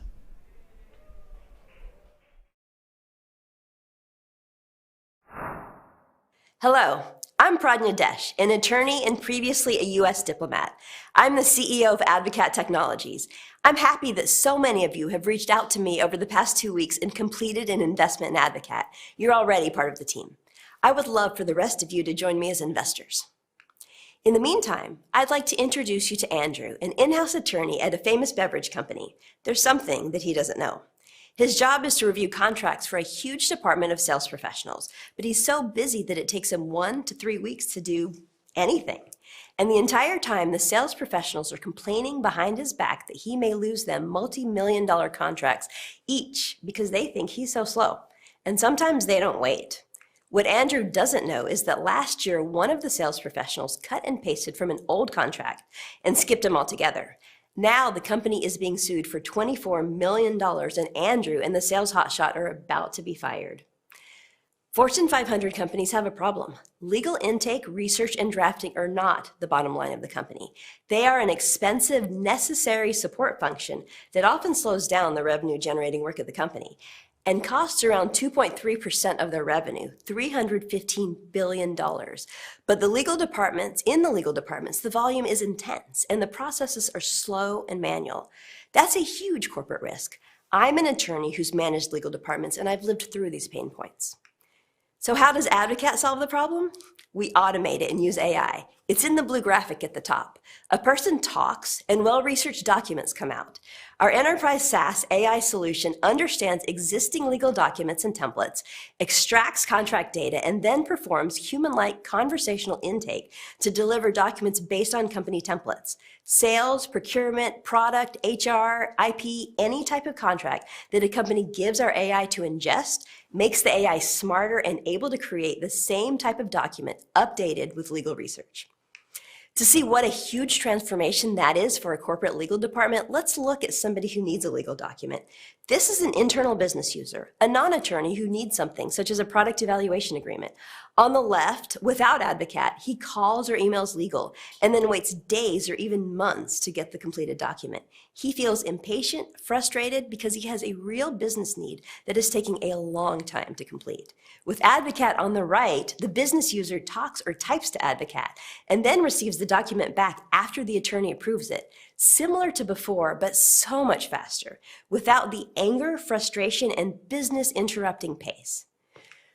But it's on the attorney side that you see the real transformation. Andrew talks or reads email from the business user and then goes through a series of manual steps, as you can see, many steps. Finally, he reviews the document. Across all of the business users that he works with, it takes him 108.3 hours per month. On Advocat, it's a very different story. Andrew is having a transformation over there on the right. The AI-chosen template is routed to the attorney already filled out with the business user's information, edited with legal research. Now he just reviews and approves the document. It takes only 14 hours per month. That's 94.1 hours per attorney per month time savings for a very expensive resource. A typical Fortune 30 legal department has between 1,000 to 4,000 attorneys.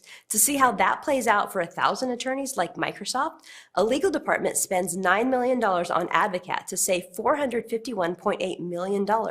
Or to put it another way, we've just 7.7x'd Andrew and improved his accuracy. He looks happy.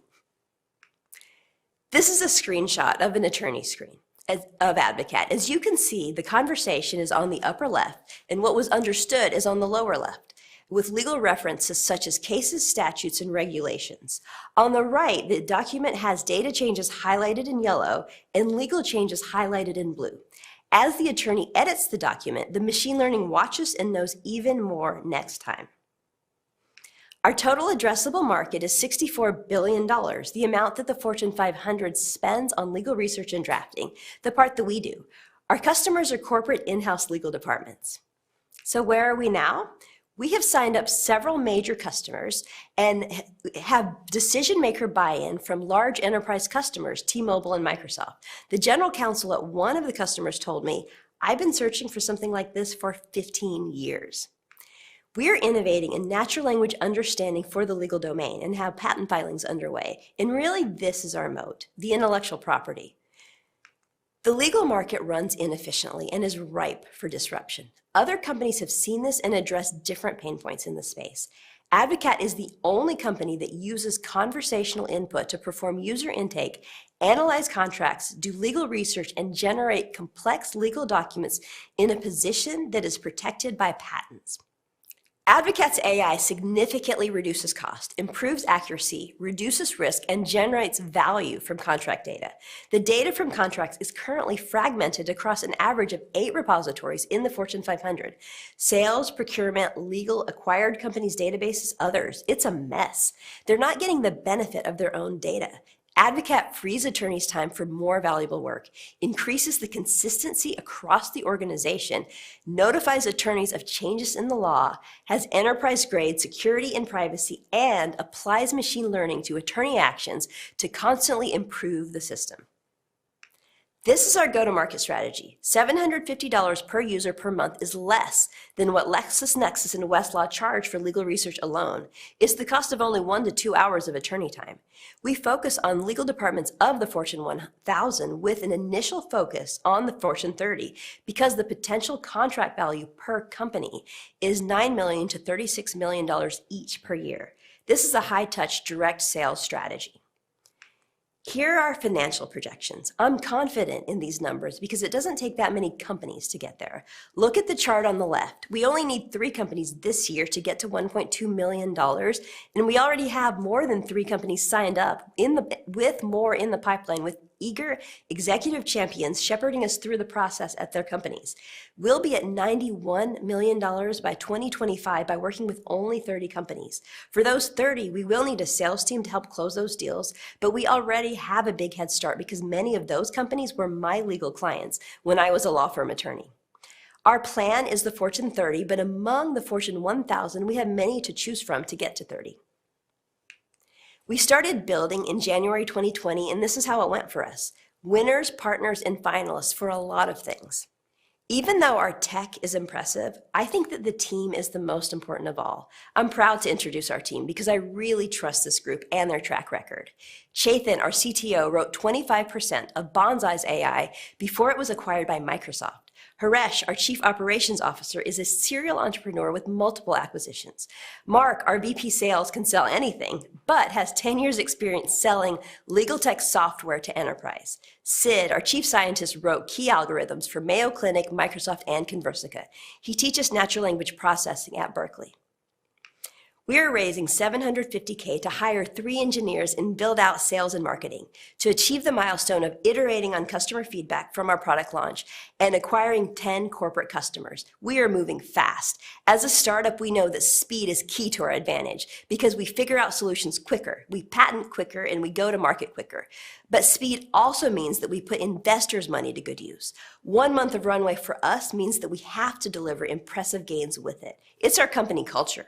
In fact, in the 3 weeks since I last presented to you, we added Coca-Cola to our pipeline and are negotiating a new $675,000 sale, collected revenue from our first customers and received $500K of investment, onboarded a front-end engineer and hired for next week an AI engineer and a VP of sales. We started a contract with a UX designer to make our user experience intuitive. We also engineered significant improvements in our software's document ingestion system. We are capital efficient. Before this, we hadn't raised any outside capital, but we already brought a product to market, signed major corporate customers, and filed patents. As you saw from what we've done with angel money in only a few weeks, investment dollars supercharge the value of Advocat because we work really hard and really smart. We are on a mission to fundamentally and forever change the way that legal departments function. Accelerating legal documents accelerates company business and company bottom line, unleashing incredible transformational value. We invite you to join our journey. And now for the due diligence review from the SDAC investors. Leading this due diligence team is Dave Churchville. Thanks, Amy. So first I want to introduce the due diligence team. We had probably the hardest working team in SDAC, I would say. And the members were DJ Burney, Richard Moore, Janet Carson, Ali, William Ralston, Benton Moore, and Emily Liu. So 3 things we really liked about Advocat. This is a software as a service business, so it has recurring revenue. And the market they're playing in, the legal market, is really a high-margin, big-ticket market, and it's underserved. The legal market's slow to adopt new technology. It's also a strong and really experienced team.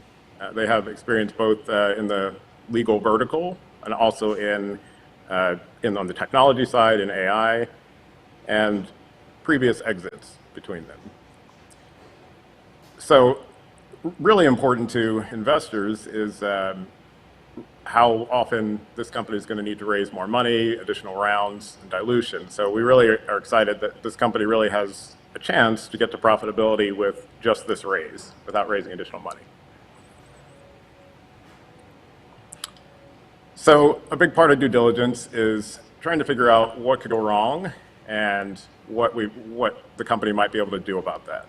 So the things we identified were the sales process and the model aren't yet proven. They have a great pipeline of customers. They've been really able to adapt to what their customers are asking for. And so we're just kind of counting on that team's adaptability to be able to deal with that. Also on the technology side, they've got an MVP, but they have a big technology vision that's not fully built out. And their plan with the raise is to hire additional developers to kind of mitigate that.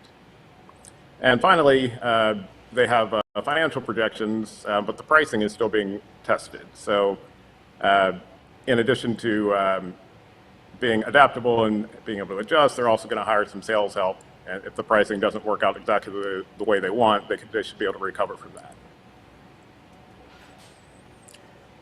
So to sum up, we think Advocat is well positioned to disrupt this legal software market and generate a profitable return for investors.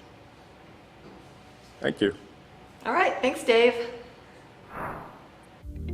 We believe relationships have the power to open a world of possibilities. Seva is an accounting, finance, and technology professional services firm that provides outsourced accounting, specialized project consulting, and full-time recruiting services. Serving emerging companies with customized outsourced accounting and professional solutions, providing more time to focus on what is most important, growing your business. And next up for you, we have finalist number 6, Carrie Leslie from Verity Packaging. Hi, I'm Carrie Leslie, the founder and CEO of Verity, and we're bringing the circular economy to the $500 billion beauty and personal care industry, the same industry that creates 80 billion units of single-use plastic waste every year. Now, I want you to think about all of the plastic in your bathroom, on your counter, in your medicine cabinet, and in your shower. Now, only 9% of plastic in general ever gets recycled, but that stuff in your bathroom, that number is closer to 0. Metals, on the other hand, get recycled almost 90% of the time. So at Verity, we make reusable metal containers for everything in your bathroom. They're designed to be used over and over, but ultimately at end of life, when they end up in your recycle bin, they will actually get recycled. Now, before we jump in, I want to explain how we got to where we are today, and you can hear a little bit about our story. So for the first 15 years of my career, I worked for medical device manufacturers, bringing products from concept to market that were made out of metal and designed to last a lifetime. In 2015, I started a natural deodorant company as a side project. We made this great formula that was safe for your body and the planet, and we wanted to find packaging that would match. So we scoured the market looking for sustainable containers, but everything we found was either unattractive, not authentically sustainable, or compromised the user experience. So we ended up in plastic, thinking, well, at least this product's going to get recycled. Fast forward 3 years, we hear the statistic that only 9% of plastic is getting recycled for the first time. So we decided to dig in and learn more to understand why. It's not that plastic isn't recyclable, it just costs too much to recycle it. You see, virgin plastic is cheaper and it has better material characteristics. So when all of our plastic ends up at the recycling center, they don't have a buyer who wants to take it. So it ends up going to landfill.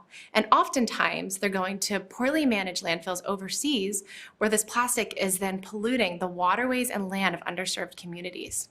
Metals, on the other hand, are highly valuable in the recycling process. It's cheaper to buy scrap metal than to go and mine virgin materials. They also maintain their material characteristics throughout the recycling process. So because of this, recycling centers invest heavily into equipment to identify, sort, and collect these materials to get them all ready for a buyer, because that's how they make money. So at Verity, we think it makes sense to only put materials into the stream that is designed to identify, sort, and collect, like metals. Well, we know how to make things out of metal. So we pulled together a team that our R&D team has an expertise in metal design and manufacturing, and our marketing team are experts in the beauty space, and we created Verity. And at Verity, we design, manufacture, and distribute reusable metal containers for everything in your bathroom. By definition, the circular economy means to design out waste and pollution, and that's exactly what we're doing. We've worked with recycling centers around the country to really understand how we can design our products to make it through the process. This is a picture of our team at EDCO and Escondido, where all of your recycling goes, doing a recycling validation. And this is a picture of the PhD scientist who discovered that ocean plastic was off-gassing methane, a greenhouse gas 21 times more potent than CO2.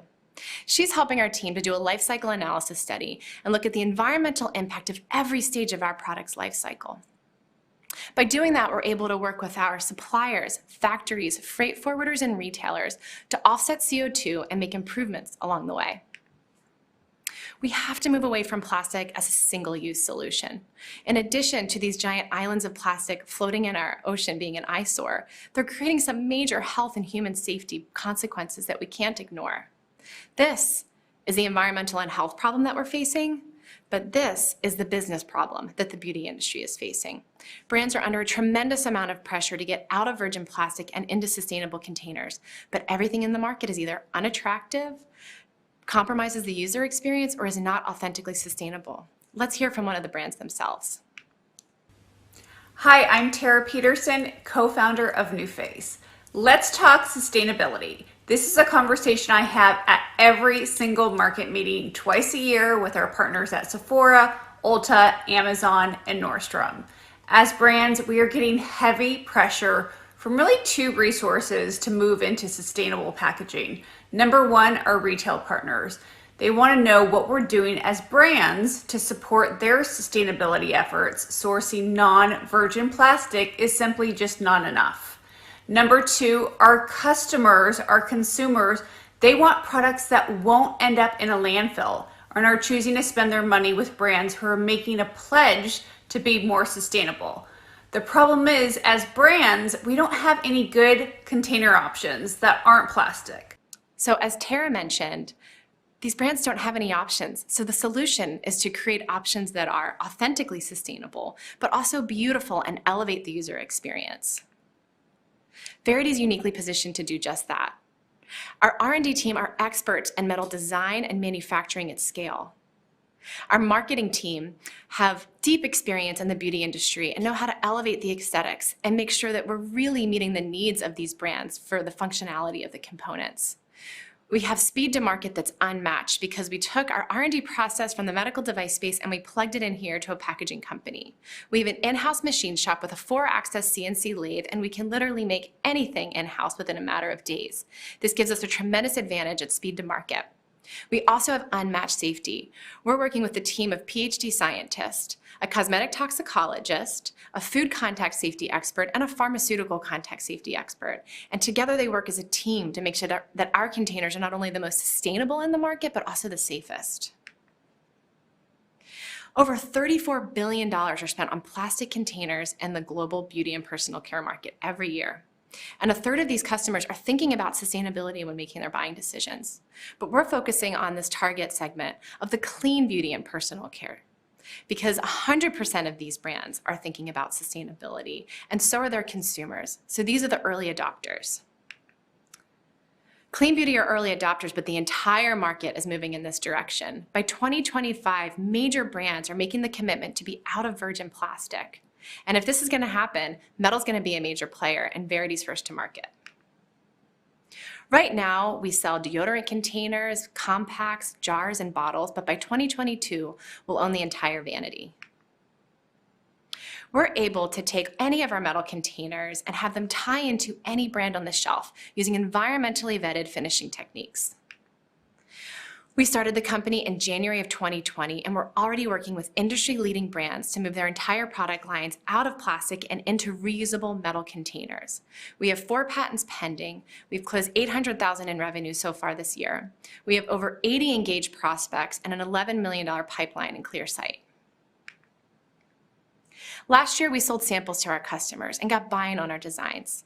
This year, we moved our products into production. And as I mentioned, we've already closed $800,000, but we'll do over $4 million in sales this year. By next year, we'll do over $11 million in sales, working with customers that are already engaged with us, but just have launches planned for 2022. And then as we deploy our Series A, we'll be expanding production, operations, sales, and marketing to allow us to make more products and serve more customers. So we'll be at over $100 million by 2024. This entire model requires the participation of 46 brands, and I'll remind you, we're already talking to over 80. Right now, Verity is raising a $1 million seed round to pay for the team that's taking these designs and moving them into production, and a sales team to help support all of these customers and move them through the sales cycle. We currently have $800,000 closed with $200,000 soft circled, and we've made the commitment to the San Diego Angel Conference that if we're fortunate enough to win this prize, we will oversubscribe. The key to all of this is the team.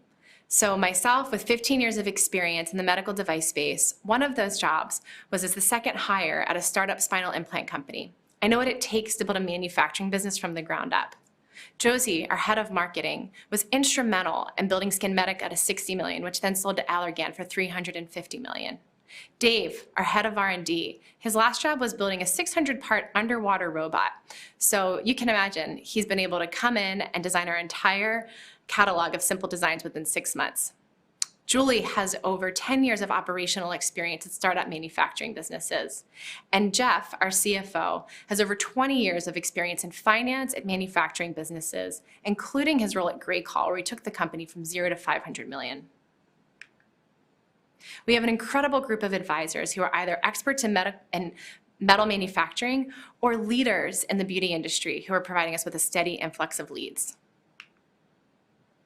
Please come and join us in our journey to get this plastic out of your bathroom and to keep it out of our oceans. Thank you. 2, 1. Great job, Verity. It's my pleasure to introduce Michelle Youngers, who's the due diligence lead for Verity Packaging. Thank you, Misty. In addition to myself, the diligence team for Verity Packaging consisted of Michael Wilson and David Losky, with additional support from Sylvia Ma, our co-fund manager, and from the University Growth Fund, we had Nikolai as our associate. We liked a lot of things about this company. The key things we liked about Verity, though, start with the CEO and the diverse team she has strategically put in place. They are extremely experienced in the industry, spanning sustainable products, manufacturing, and developing partnerships needed for commercialization. There is also deep beauty industry experience and investor support in manufacturing that will allow for the company to efficiently scale. The team has established an early mover advantage with a truly unique product that is meeting increasing customer demand. They have accomplished this with very little spent on marketing and limited outside capital to put their tooling and operations in place. The existing sales pipeline is rapidly growing and is supported by the company's established strategic relationships in the clean beauty industry, such as that with Credo. During the due diligence process, we identified several potential risks and ways Verity might mitigate those risks. The biggest risk Verity faces is the indefinite length of time for sustainability adoption by the market and customer acceptance of packaging changes. This is mitigated by a strong pipeline of Credo brands and inbound sales. There is competition with other forms of sustainable packaging available, but most have challenges with end-of-life recyclability. There is also a retooling barrier for existing packaging companies to compete with Verity's specialized design. Finally, similar to most startups that are able to establish an early mover advantage, there is the risk that a large, more established company will compete to capture the market. Indicators in this industry, though, point to larger companies having an acquisition strategy to compete. The one big thing that we liked about Verity is providing a truly sustainable packaging product to a very large, evolving marketplace that is on the verge of exploding. The company's product is uniquely superior to competitive products, and it is the only offering that eliminates the need for plastics and will actually get recycled at end of use. Because of these existing advantages, the company has significant headway in arranging its Series A financing, an important de-risking factor for current investors.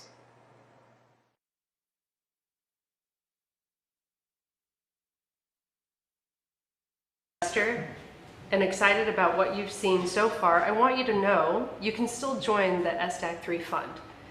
If you're interested, you can reach out to us by sending an email to info@vsdangels.com and we'll connect you. Tom? Expect the same from your bank as you do your own business. First Republic provides a comprehensive set of banking services to support the growth of your business at every stage. We differentiate ourselves by providing entrepreneurs with a dedicated team committed to fast response and ease of use. And now you will hear from finalist number 7, Craig Miserak from Uplift. Hi, I'm Craig Miserak, President and CEO for Uplift. Uplift is the first FDA-compliant self-transfer system from bed to wheelchair in the world. This picture here is a picture of my grandparents. Actually, today, March 3rd, is right between my grandmother's March 2nd birthday and my grandfather's March 4th birthday.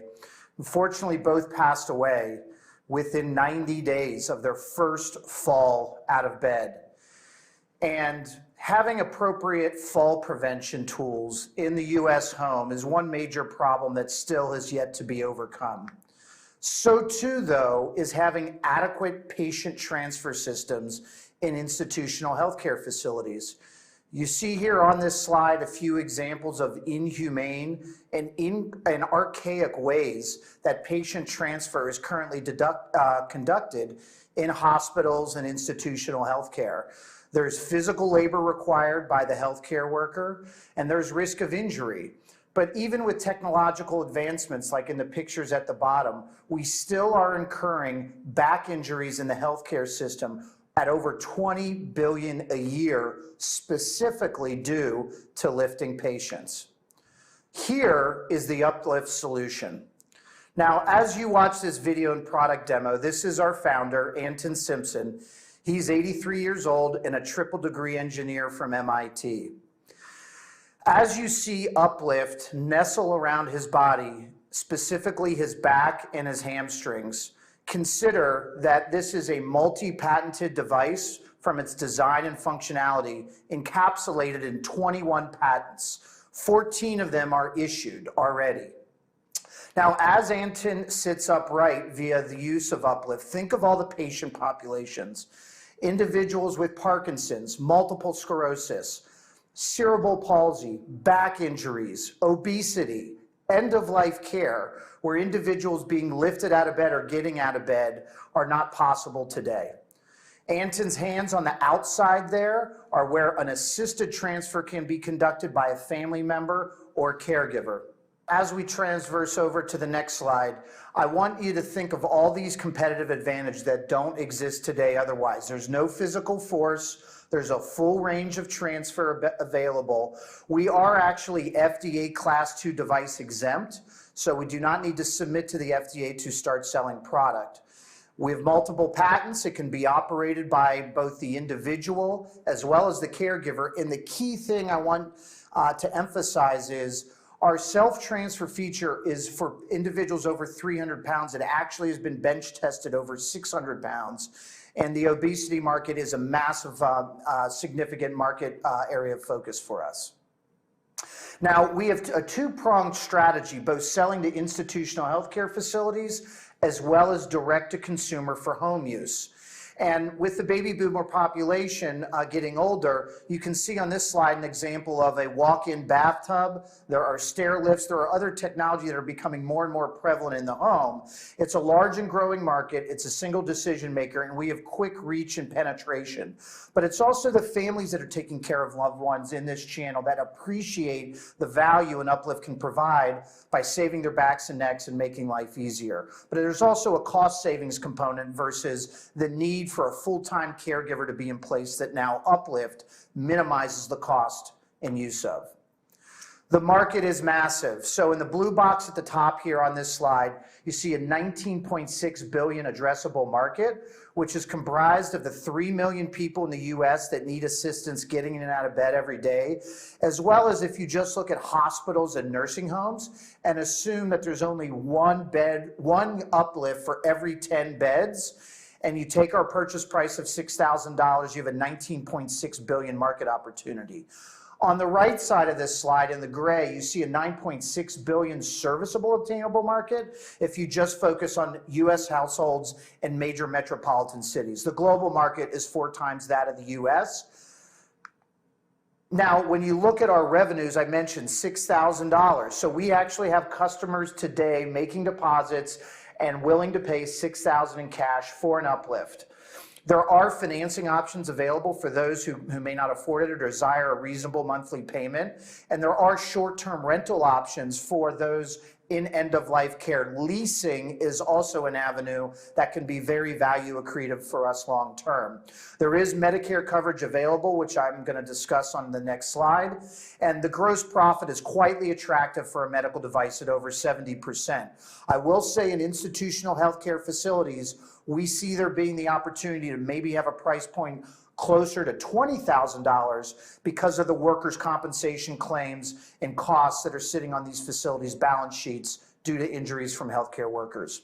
Our digital marketing strategy is already underway with a website taking pre-orders, having a full customer support system, email marketing and social media where tens of thousands of folks have been introduced to the Uplift brand, and that is how we are getting all of our pre-orders today direct to consumer. As I mentioned, there is a Medicare code for reimbursement. So longer term, we actually have almost a $10,000 per unit reimbursement opportunity through Medicare. The American Disabilities Act falls under Medicare. It's for electric lifts, and we will pursue coverage under this code after we have capital in place, after we've scaled our manufacturing, and we have the infrastructure to en masse sell thousands of units and have reimbursement for our customer base. As far as our team goes, this is not my first rodeo in the medical device field. I previously founded a diabetes medical device company here in San Diego. We raised $15 million. We sold millions of dollars of product around the world, and we eventually sold that business in 2017 in a cross-border sale to a multi-billion-dollar China-based diabetes company. Anton, our founder, he's a yin to my yang. 35 years as an aerospace engineer. He's founded multiple companies, has multiple patents to his name. He lets me run the business, but he is very much the visionary. He built this in his garage. And now you can see where we are today. But we also have a very experienced marketing team and a world-class contract engineering and manufacturing firm here in San Diego in medical devices. Now, as far as our achievements today, we have over actually 89,000 in pre-orders. We just completed a $200,000 equity raise via crowdfunding 2 months ago. We have tens of thousands of visits and followers on social media, and we've raised $625,000 since inception.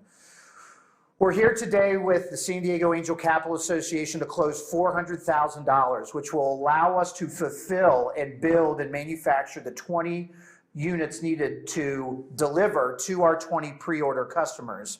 We also, with this capital, will be able to secure next 100 units of pre-orders. And in doing that, we are offering the same investment structure that we closed the $200,000 2 months ago, a standard convertible debt note with a 20% discount and $6.6 million valuation cap. But like any medical device company, we need a little bit more capital. So an additional $2 million will be raised thereafter, which will allow us to fully build out our manufacturing, as well as scale our digital marketing and e-commerce and obtain that Medicare code we talked about on the previous slide. These are the ingredients to sell the business in 2 to 3 years for a highly attractive multiple.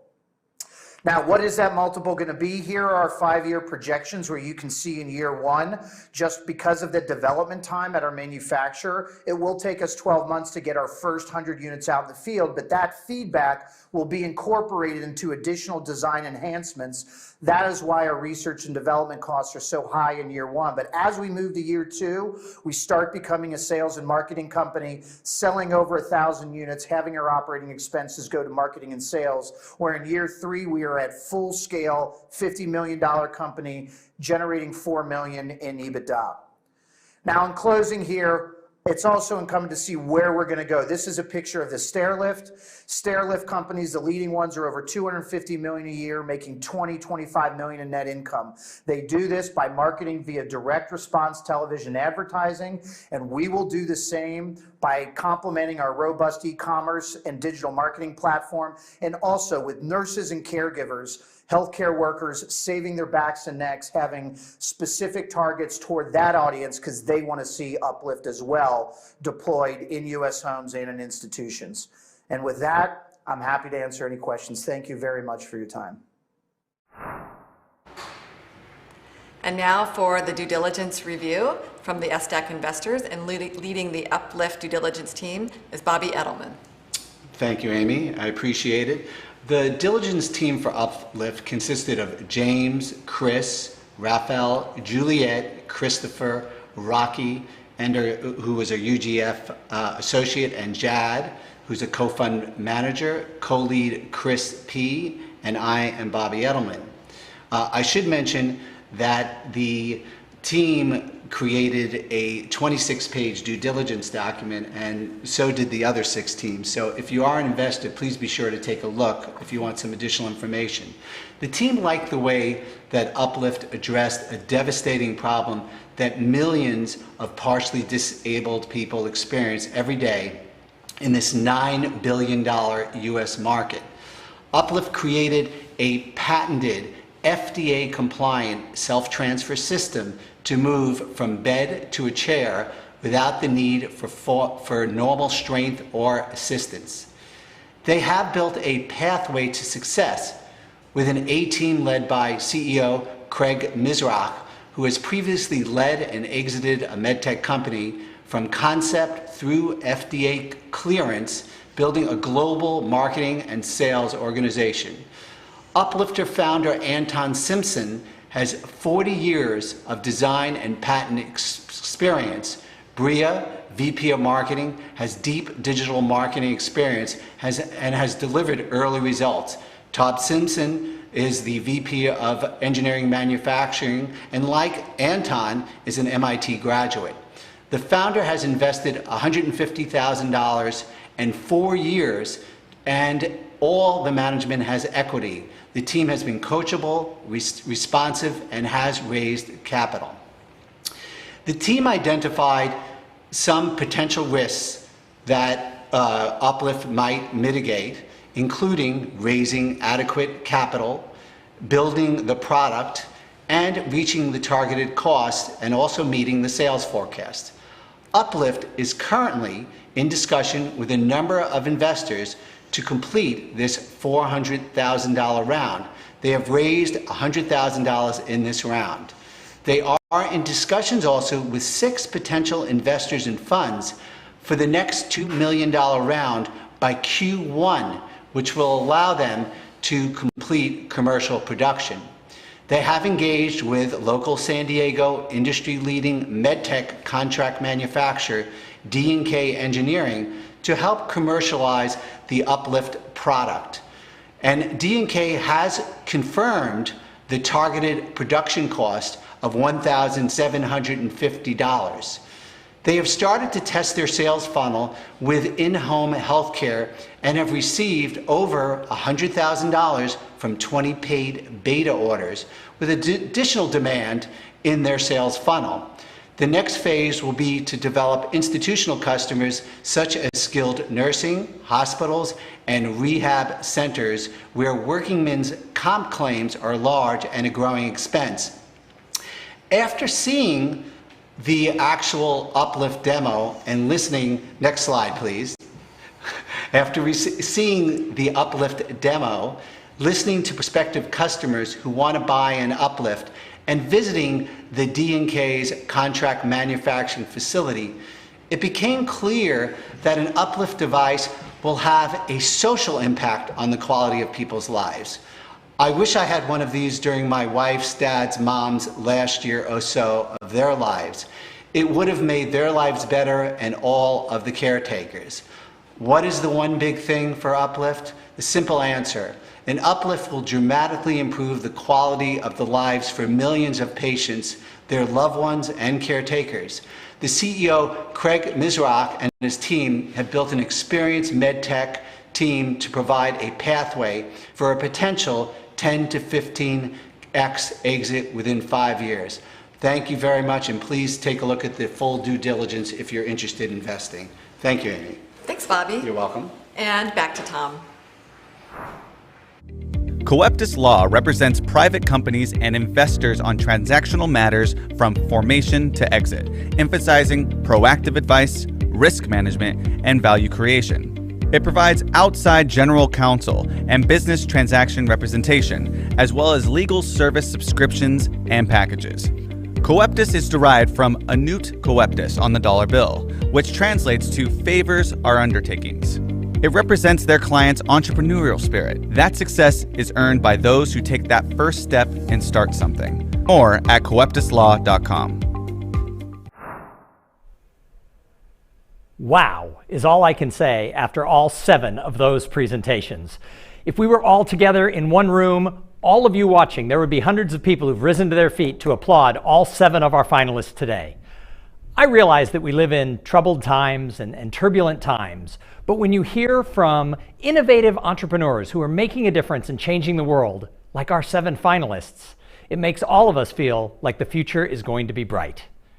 Now, at this time, I would like to excuse all of our investors to go off for the final deliberations as they select the winner. And I will tell you, that is going to be a very hard decision.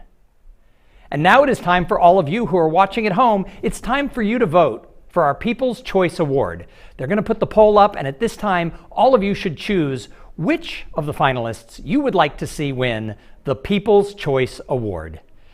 You know, everything that is going on today couldn't have happened without so many people, so many volunteers and sponsors, and we would like to thank the UGF analysts who really got together and helped give a second set of eyes to everything that was going on. We couldn't have had this successful program if it wasn't for all of them. And again, we want to thank all of our sponsors because an event like this could never take place if it wasn't for companies who get behind a cause like the San Diego Angel Conference and help it happen. So please take the time to look at the screen and recognize everyone who is a sponsor. And if you can, go visit their websites. Thank you to all of our sponsors. Now, at this time, we are going to have a little update from the winner of the first year, the SDAC 1. We're going to have a little update of their business.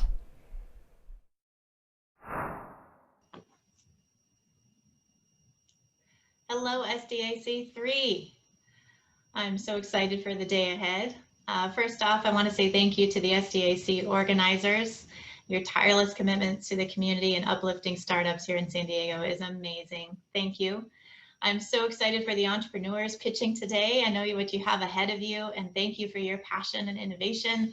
And last and certainly not least, thank you to the investors for consistently supporting us founders and driving new innovations forward. So a few updates about AquaCycle. We've been with SDAC since the beginning. I'm excited to report we had a big year in 2020. As you might know, we provide on-site wastewater treatment for industrial clients, specifically in food and beverage. Over 2020, we opened and closed a bridge round. We were targeting $1 million. We brought in 3.1. As this is broadcast on Saturday, my hope is I'll be reading a term sheet delivered on Friday for a $5 million A round. That'll get us to profitable as we execute on our pipeline over the next 2 years. Also happy to report we've developed a relationship with Mission Driven Financing, who has provided debt finance for our first projects, which deployed just this last month. In 2020, we signed a master service agreement with the world's second largest food and beverage company. And last month, we deployed our first project for them up in Fresno, California. This bad boy went in on February 16th. It's now up and running. We'll be revenue generating by the end of March. 2 weeks after we installed this system, we installed another system for the same client in Las Vegas, different product, removing total sulfur, which is new to our product line. Very exciting that we're going to be able to develop this with a customer. Both projects revenue generating. We also moved to Escondido in 2020. We hope that you all can come visit us within the year, whether you have your vaccine or you come with a mask. You are very welcome to see our new space. You'll have to make it past our chief security officer, but he is very easily drivable. I hope you guys have a wonderful day. I'm excited for what's ahead. Stay safe. Hope to see you soon.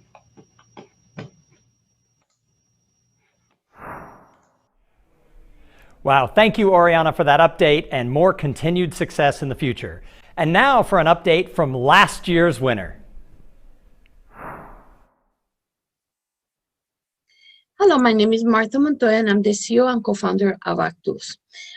Today I'm here because of the trust and investment that you put on us. For those new, in simple terms, Actus is a platform offering real-time data and market intelligence of fruits, vegetables, nuts, herbs, and plants, for all the way from the farmers to the buyers and everybody in between the supply chain.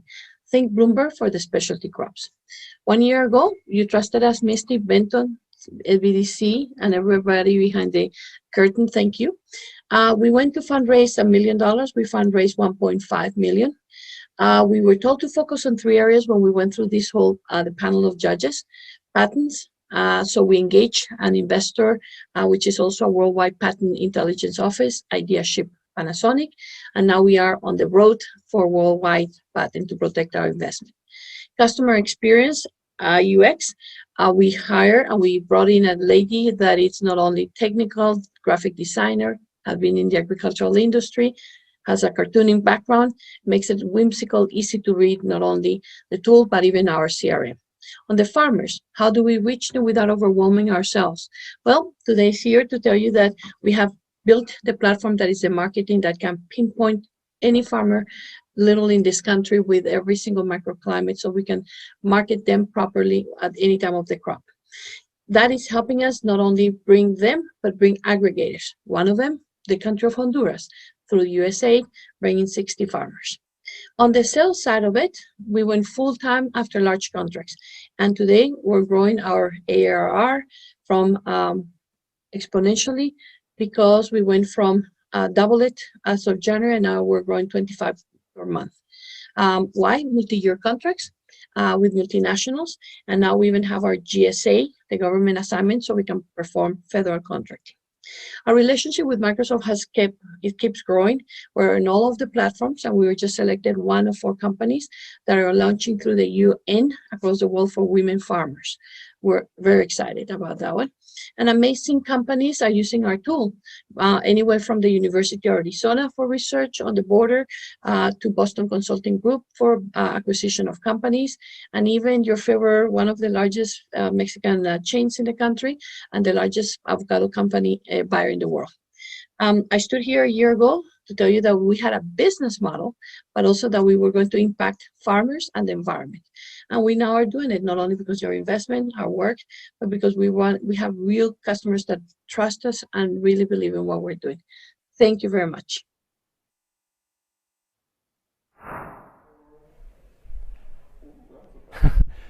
Thanks, Martha. We really appreciate that update. Now, the poll is still open for the People's Choice Award. And here's the thing, the voting is real tight. So if you haven't yet voted, now is your time. Look at those results. It is neck and neck. So make sure that you take this time, if you haven't voted yet, to vote for your favorite finalist so that we can award that People's Choice Award.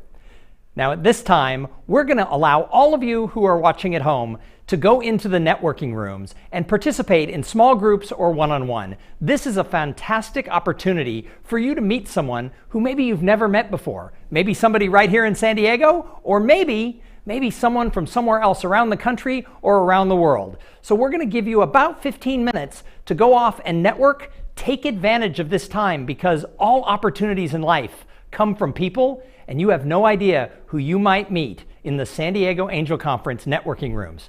Have fun. We'll see you in a little bit.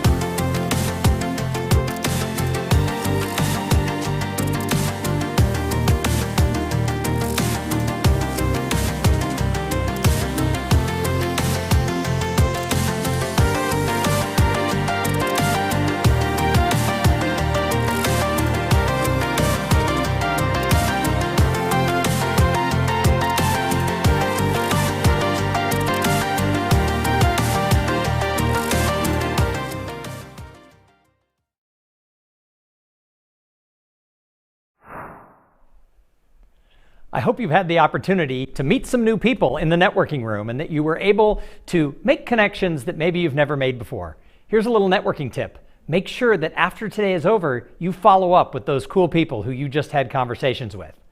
Now we've got a couple of more update videos from the runners-up from the last 2 years. Hi, this is Patrick Henry with Grow Guru.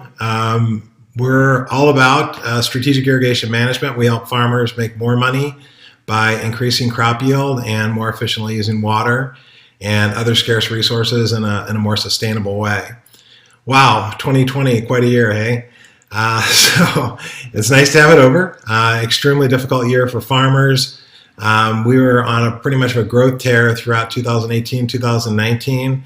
And through some supply chain disruptions and a very, very difficult year for farmers where grain commodity prices really were completely in the tank early in the year.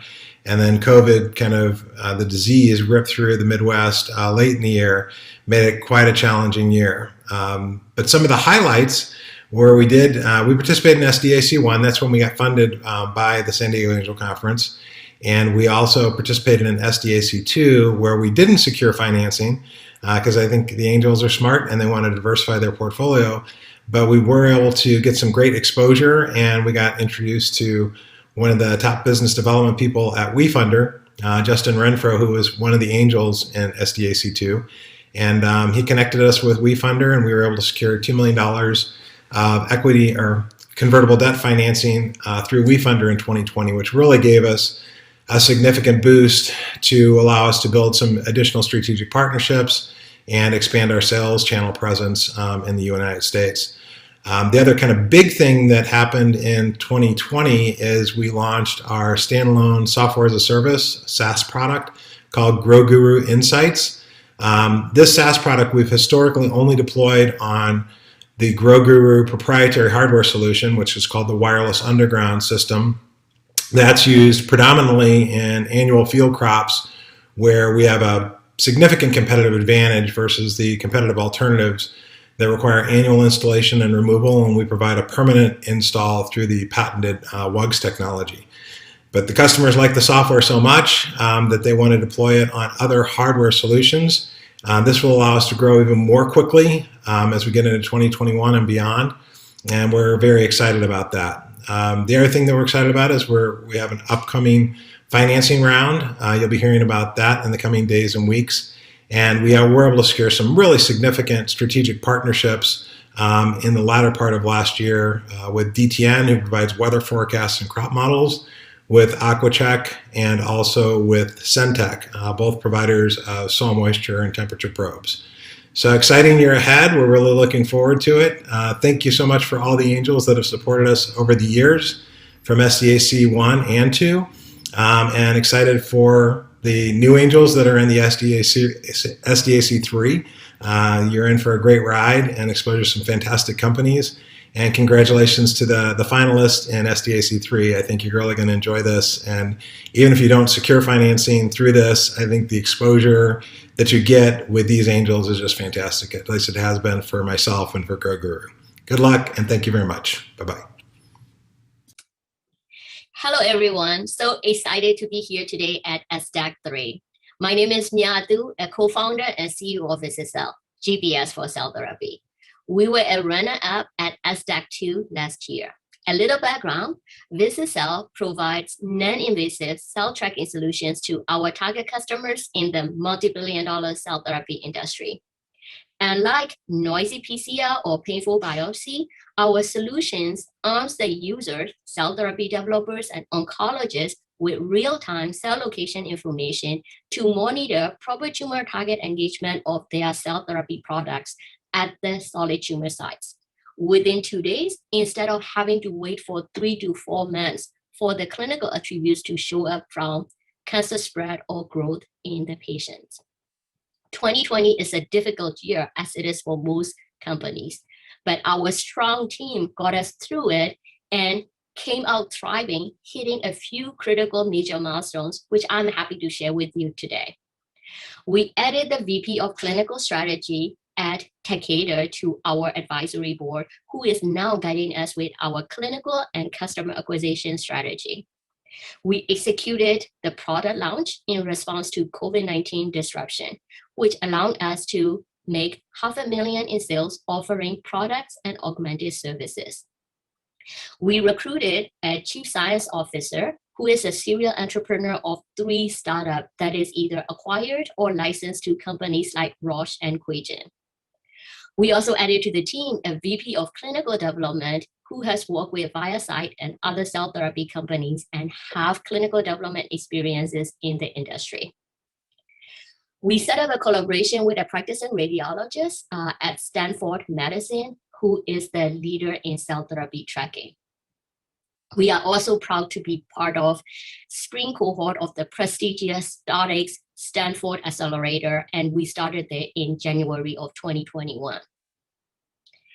We surpassed our goal of raising $1 million in convertible note with Life Science Angels as our major investor. Leveraging the strong interest and momentum, we are on track to close the round in a week with $1.5 million in oversubscription. Thanks to all the SDAC investors who place trust in our team and our vision, making a difference in cancer patients' life for better clinical outcome with our GPS or cell therapy, guiding cell therapy treatment regimen. And good luck to all the finalists who are presenting today. And thanks to all the entrepreneurs who are making the world a better place every day. Thank you. Thank you, Patrick, and thank you, Maya, for those updates about your companies. So at this point, the deliberations are still going on. We have 7 great finalists. There's so much that the investors have to discuss. So at this point, we're going to invite you to go back to the networking room and continue to make connections with other people who have invested their time today in the San Diego Angel Conference. Happy networking. We'll see you soon with the winner.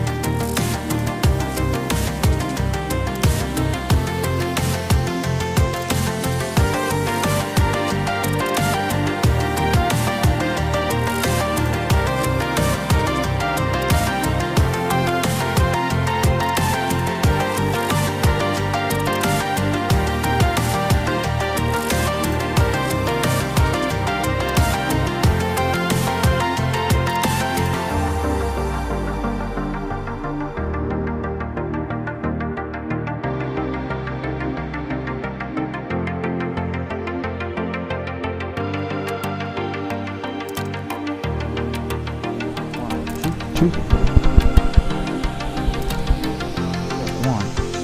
2, yeah.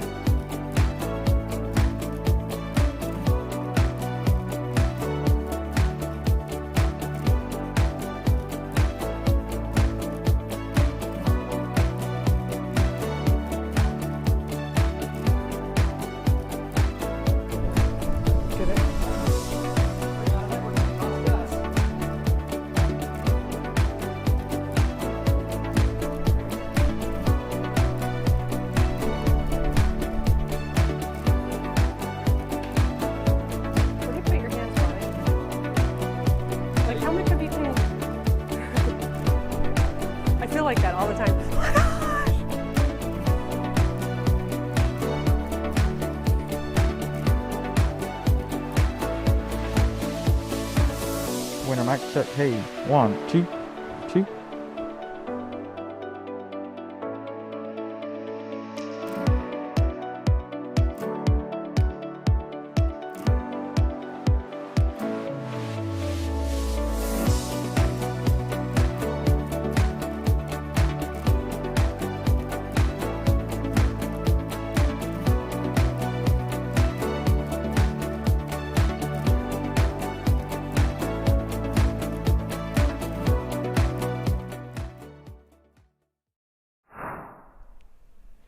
We hope you enjoyed that sort of extra networking session as the deliberation is wrapping up and we're about to find out the winner.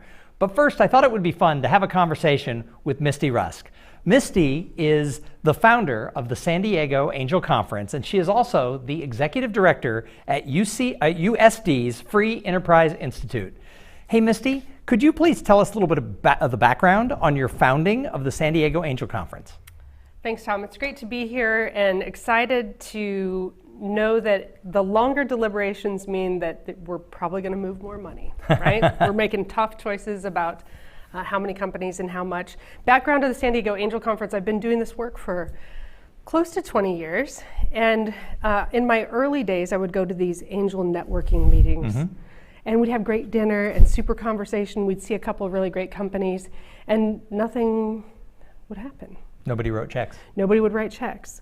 So we'd have frustrated entrepreneurs and we'd have frustrated investors. And what I figured out was we really needed a practice period. We needed a lower barrier to entry. We needed a way to look at a lot of deals and learn a lot of things together.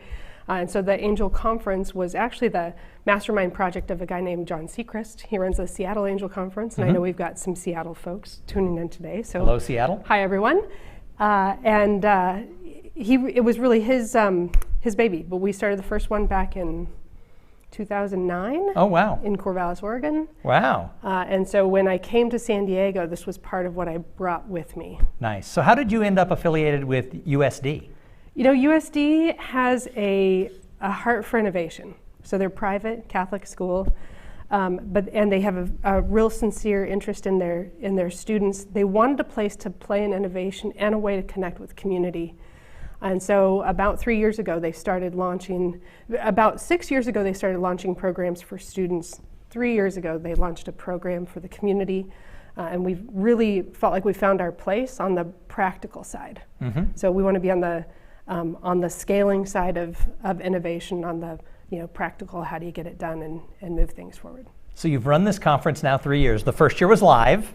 The last 2 years, we have been virtual. That's true. What are some of the biggest lessons you've learned in 3 years of the San Diego Angel Conference? The biggest lesson, for sure, has been that you get a professional MC.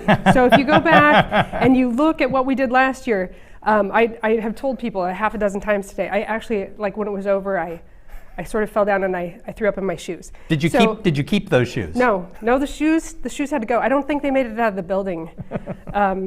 Yeah, it was a tough one. So that's one lesson learned. The other one, especially in this year with the pandemic, this is on a more sincere note. I've said for a long time, innovation changes the world. Innovation might save the world, and we've gotten to work the last year on diagnostics, on vaccinations, on delivery mechanisms. There are 1,100 companies affiliated with the Brink SBDC, which was at the impetus of the San Diego Angel Conference. And we've gotten to actually work on the things that are helping bring us out of the pandemic right now. So, I'd had that belief for a long time, and now I have more evidence, more evidence that it's right. We're changing the world, maybe saving it. Nice. Well, that's exciting stuff. And I mean, this year was a great example. All 7 companies are doing just amazing things out there. It's a tough decision this year. I've clearly stepped in and out of the deliberations, and that there are tough decisions being made right now. And we had 125 companies. That's a record for us. 125 companies participated.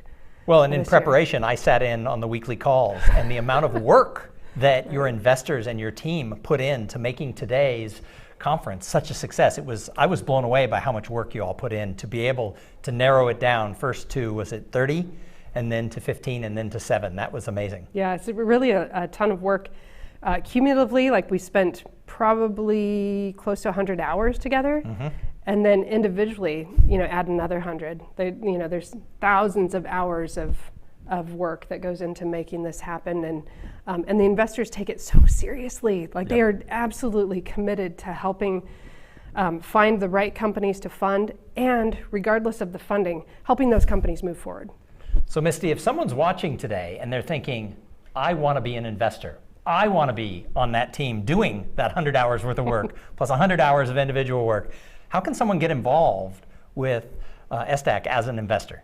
Yeah, it's a good question. Actually, if you want to get involved this year, you still can. So we will take investments for the next couple of days. It always takes us a couple of weeks to wrap up the final amount. So we'll have a preliminary amount in a few minutes, hopefully. Just a couple minutes. In a couple of minutes, we'll have a preliminary amount. But if you, the quick and easy thing to do is go on the website. So thesdangels.com, that's angels with an S, thesdangels.com. There's an investor page. There's a link there. You can fill out the form that then gives you access to all the documents so that you can actually make a more thoughtful consideration. It's always fun to do this part and see the finale part. But there's a lot that happens behind the scenes too to make sure that we're not putting anybody at risk or stepping on anybody's toes or any of the rules. Sure. So. And if somebody's watching and they have a company, they're an entrepreneur, they have something that can scale, something that will change the world, how can they get involved as one of the companies for next year? Yeah, so September 8th. September 8th is the kickoff of the E-Track for SDAC 4, for sure. And between now and then, there are lots and lots of resources in the San Diego market. If you're in San Diego, if you're not, check and see who's supporting innovation in your community.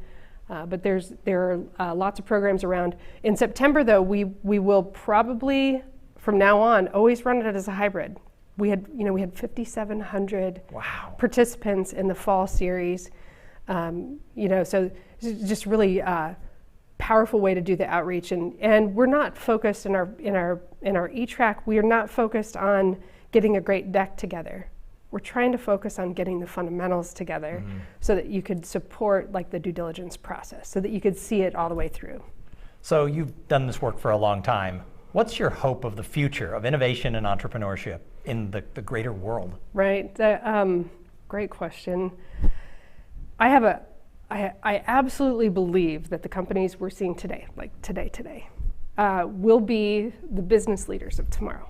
Right? Right now they're scrappy little startups, but a decade from now, we expect them to be the major employers. And we can all say, we were here. We saw them start. That's right. We spent Saturday with all of them. That's right. Yeah, so we definitely want to be able to say that they become the major employers, they're supporting the tax base, they're providing the opportunities for the community. So why don't you share with everybody a little bit of your backstory? Because I know that you have a piece of this work that's very personal to you. Yeah, so I don't usually talk about it, but I'm willing because I love this, and I think it speaks to something bigger, right? So whether you call it synchronicity or the universe or the God factor, about 20 years ago, I got a chance to help a pair of professors work on a grant.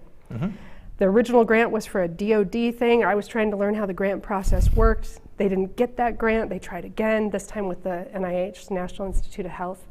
And they got a grant to they did a proof of concept and then a minimum viable product that mimics the function of a kidney, of a human kidney.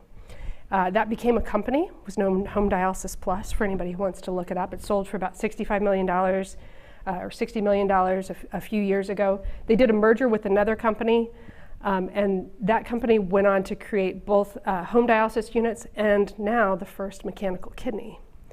Nice. So the interesting part of that story, though, I've seen 3,500 deals. I've worked with thousands of companies over the years. This one touches me, though, because I have a kid who got sick. So 20 years ago, I worked on this project. About 9 years ago, my daughter got sick, went into kidney failure. She had to have a kidney transplant 3 years ago. And this thing that they've been working on, what's becoming a mechanical kidney, just got FDA approval for human testing. And the transplant center that was chosen to do the human trials is the same transplant center where my daughter had her transplant. So she becomes a candidate for mechanical kidney that I helped figure out how to write a grant on 20 years ago, 10 full years before she got sick. That is a fascinating and amazing story about how entrepreneurship and innovation can go full circle and really hit people in that sort of that heart space. So yeah, wow. I mean, that's all I've got on that. That is wow. So as you look forward to the future of the San Diego Angel Conference, what lies ahead? You're going to make an announcement here shortly. We've got a new fund manager. We've got a new fund manager, a new pair of fund managers, one of them in the studio here today. And I got told last night they're going to push the limits. And they want to revisit the rules. So what I expect is that the San Diego Angel Conference is going to be bigger. It's going to be something that's more frequent than annual.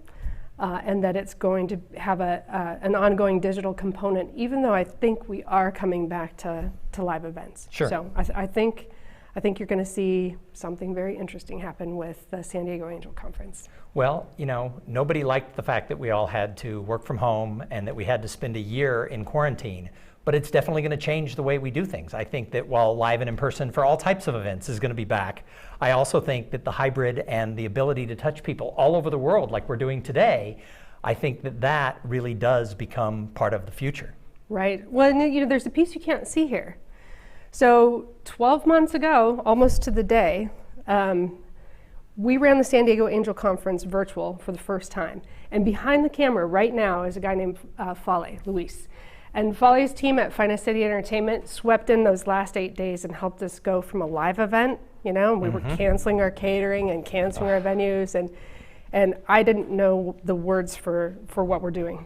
Like this virtual? Like this was a total streaming? Wild, crazy thing. Nobody did. If you think back, I mean, that was one of probably the first major events that was streamed of 2020. Absolutely, it was. As a matter of fact, we had 700 people attend last year in the virtual environment, and with less than 8 days to go, Fale and his team converted the whole thing for us, and made it work, made it sing. So if you get a chance, Finest City Entertainment. Finest City Entertainment. That's absolutely. Right, and they've been great to work with today. So I'm hoping they're going to bring the new fund manager over to me, because I think that we can have the opportunity to chat with him a little bit while we're waiting for the deliberations to end. Actually, I see a fund manager over your shoulder, and I believe there's probably a major announcement coming. We're done. We're ready to make the announcements. So, Misty, I'm going to turn it over to you so that you can turn it over to this year's fund manager, because I think all of us want to know who won the People's Choice and who is the big winner. That's right. Thank you. All right. So in terms of the People's Choice Award, we'll be back with Amy right after a quick note from our sponsor.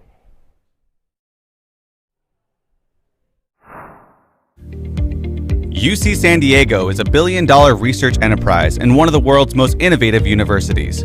Our campus is a unique place where fresh ideas translate into solutions that benefit humanity and promote social mobility. Driving social and economic prosperity in our region and globally, our development of tomorrow's workforce and technologies provides solutions to society's challenges and establishes the campus as a key partner, cultivating a diverse and inclusive community that encourages respectful, open dialogue.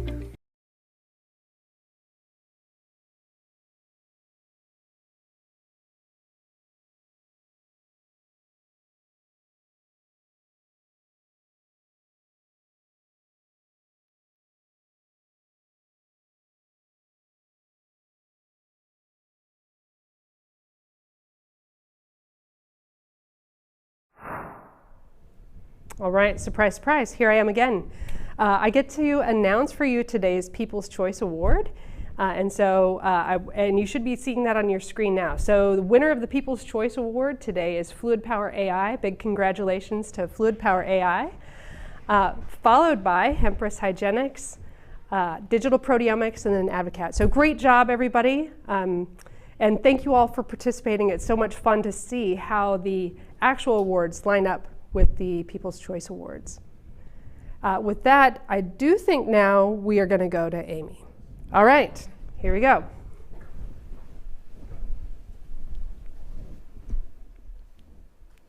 All right, thank you for waiting. We have been behind the scenes working really hard with all of the investors. Right now, we have all of the finalists standing by, so let's say hello to them now.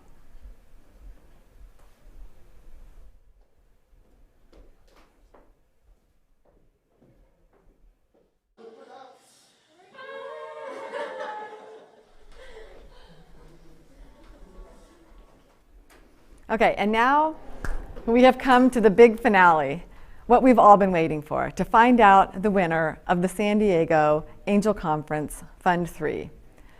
We know that investors have committed over $500,000 in funding. So with that, we know that the winner will receive $200,000. And with that amount of funding, we're able to have runners-up. And we know that they will receive over $75,000 each. Receiving $75,000, at least over $75,000 in funding, are the runners-up, and they are, in alphabetical order, ChargeNet Stations, Digital Proteomics, Fluid Power AI, and Verity. And the winner of the San Diego Angel Conference Fund 3, receiving $200,000 in funding, is Advocat.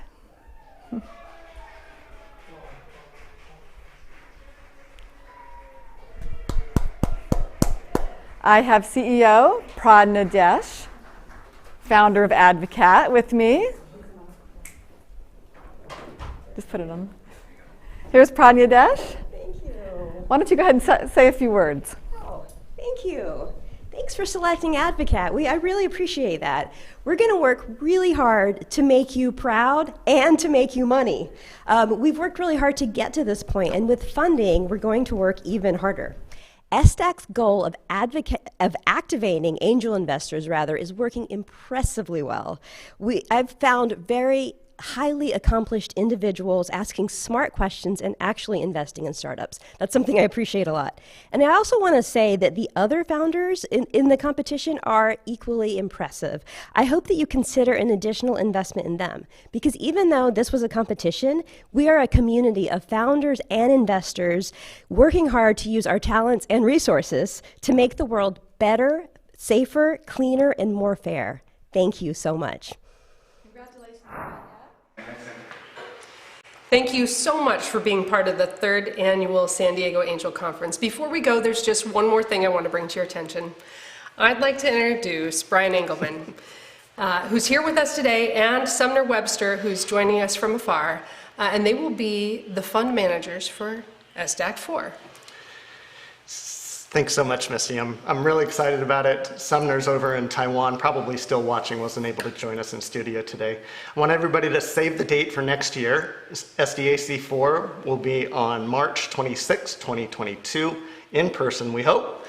The Entrepreneurs Track will kick off on September 8th, 2021, and the application deadline is December 15. We're looking forward to connect with investors who, like us, want to get to yes, gain access to good deal flow, and be part of a great network of committed investors.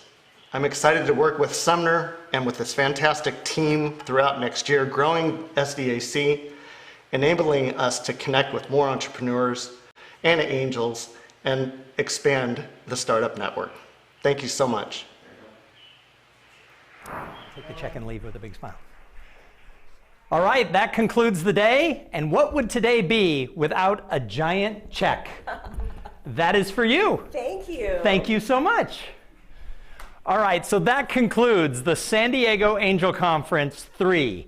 Boy, oh boy, this was such an amazing day. I hope that you all enjoyed spending the day with us, because we enjoyed spending it with you. And once again, a big round of applause for all of our 7 finalists. All right, if you have an innovation that can scale and that can change the world, start planning now to apply for next year's San Diego Angel Conference 4. And with that, thank you for joining us. We'll see you next year.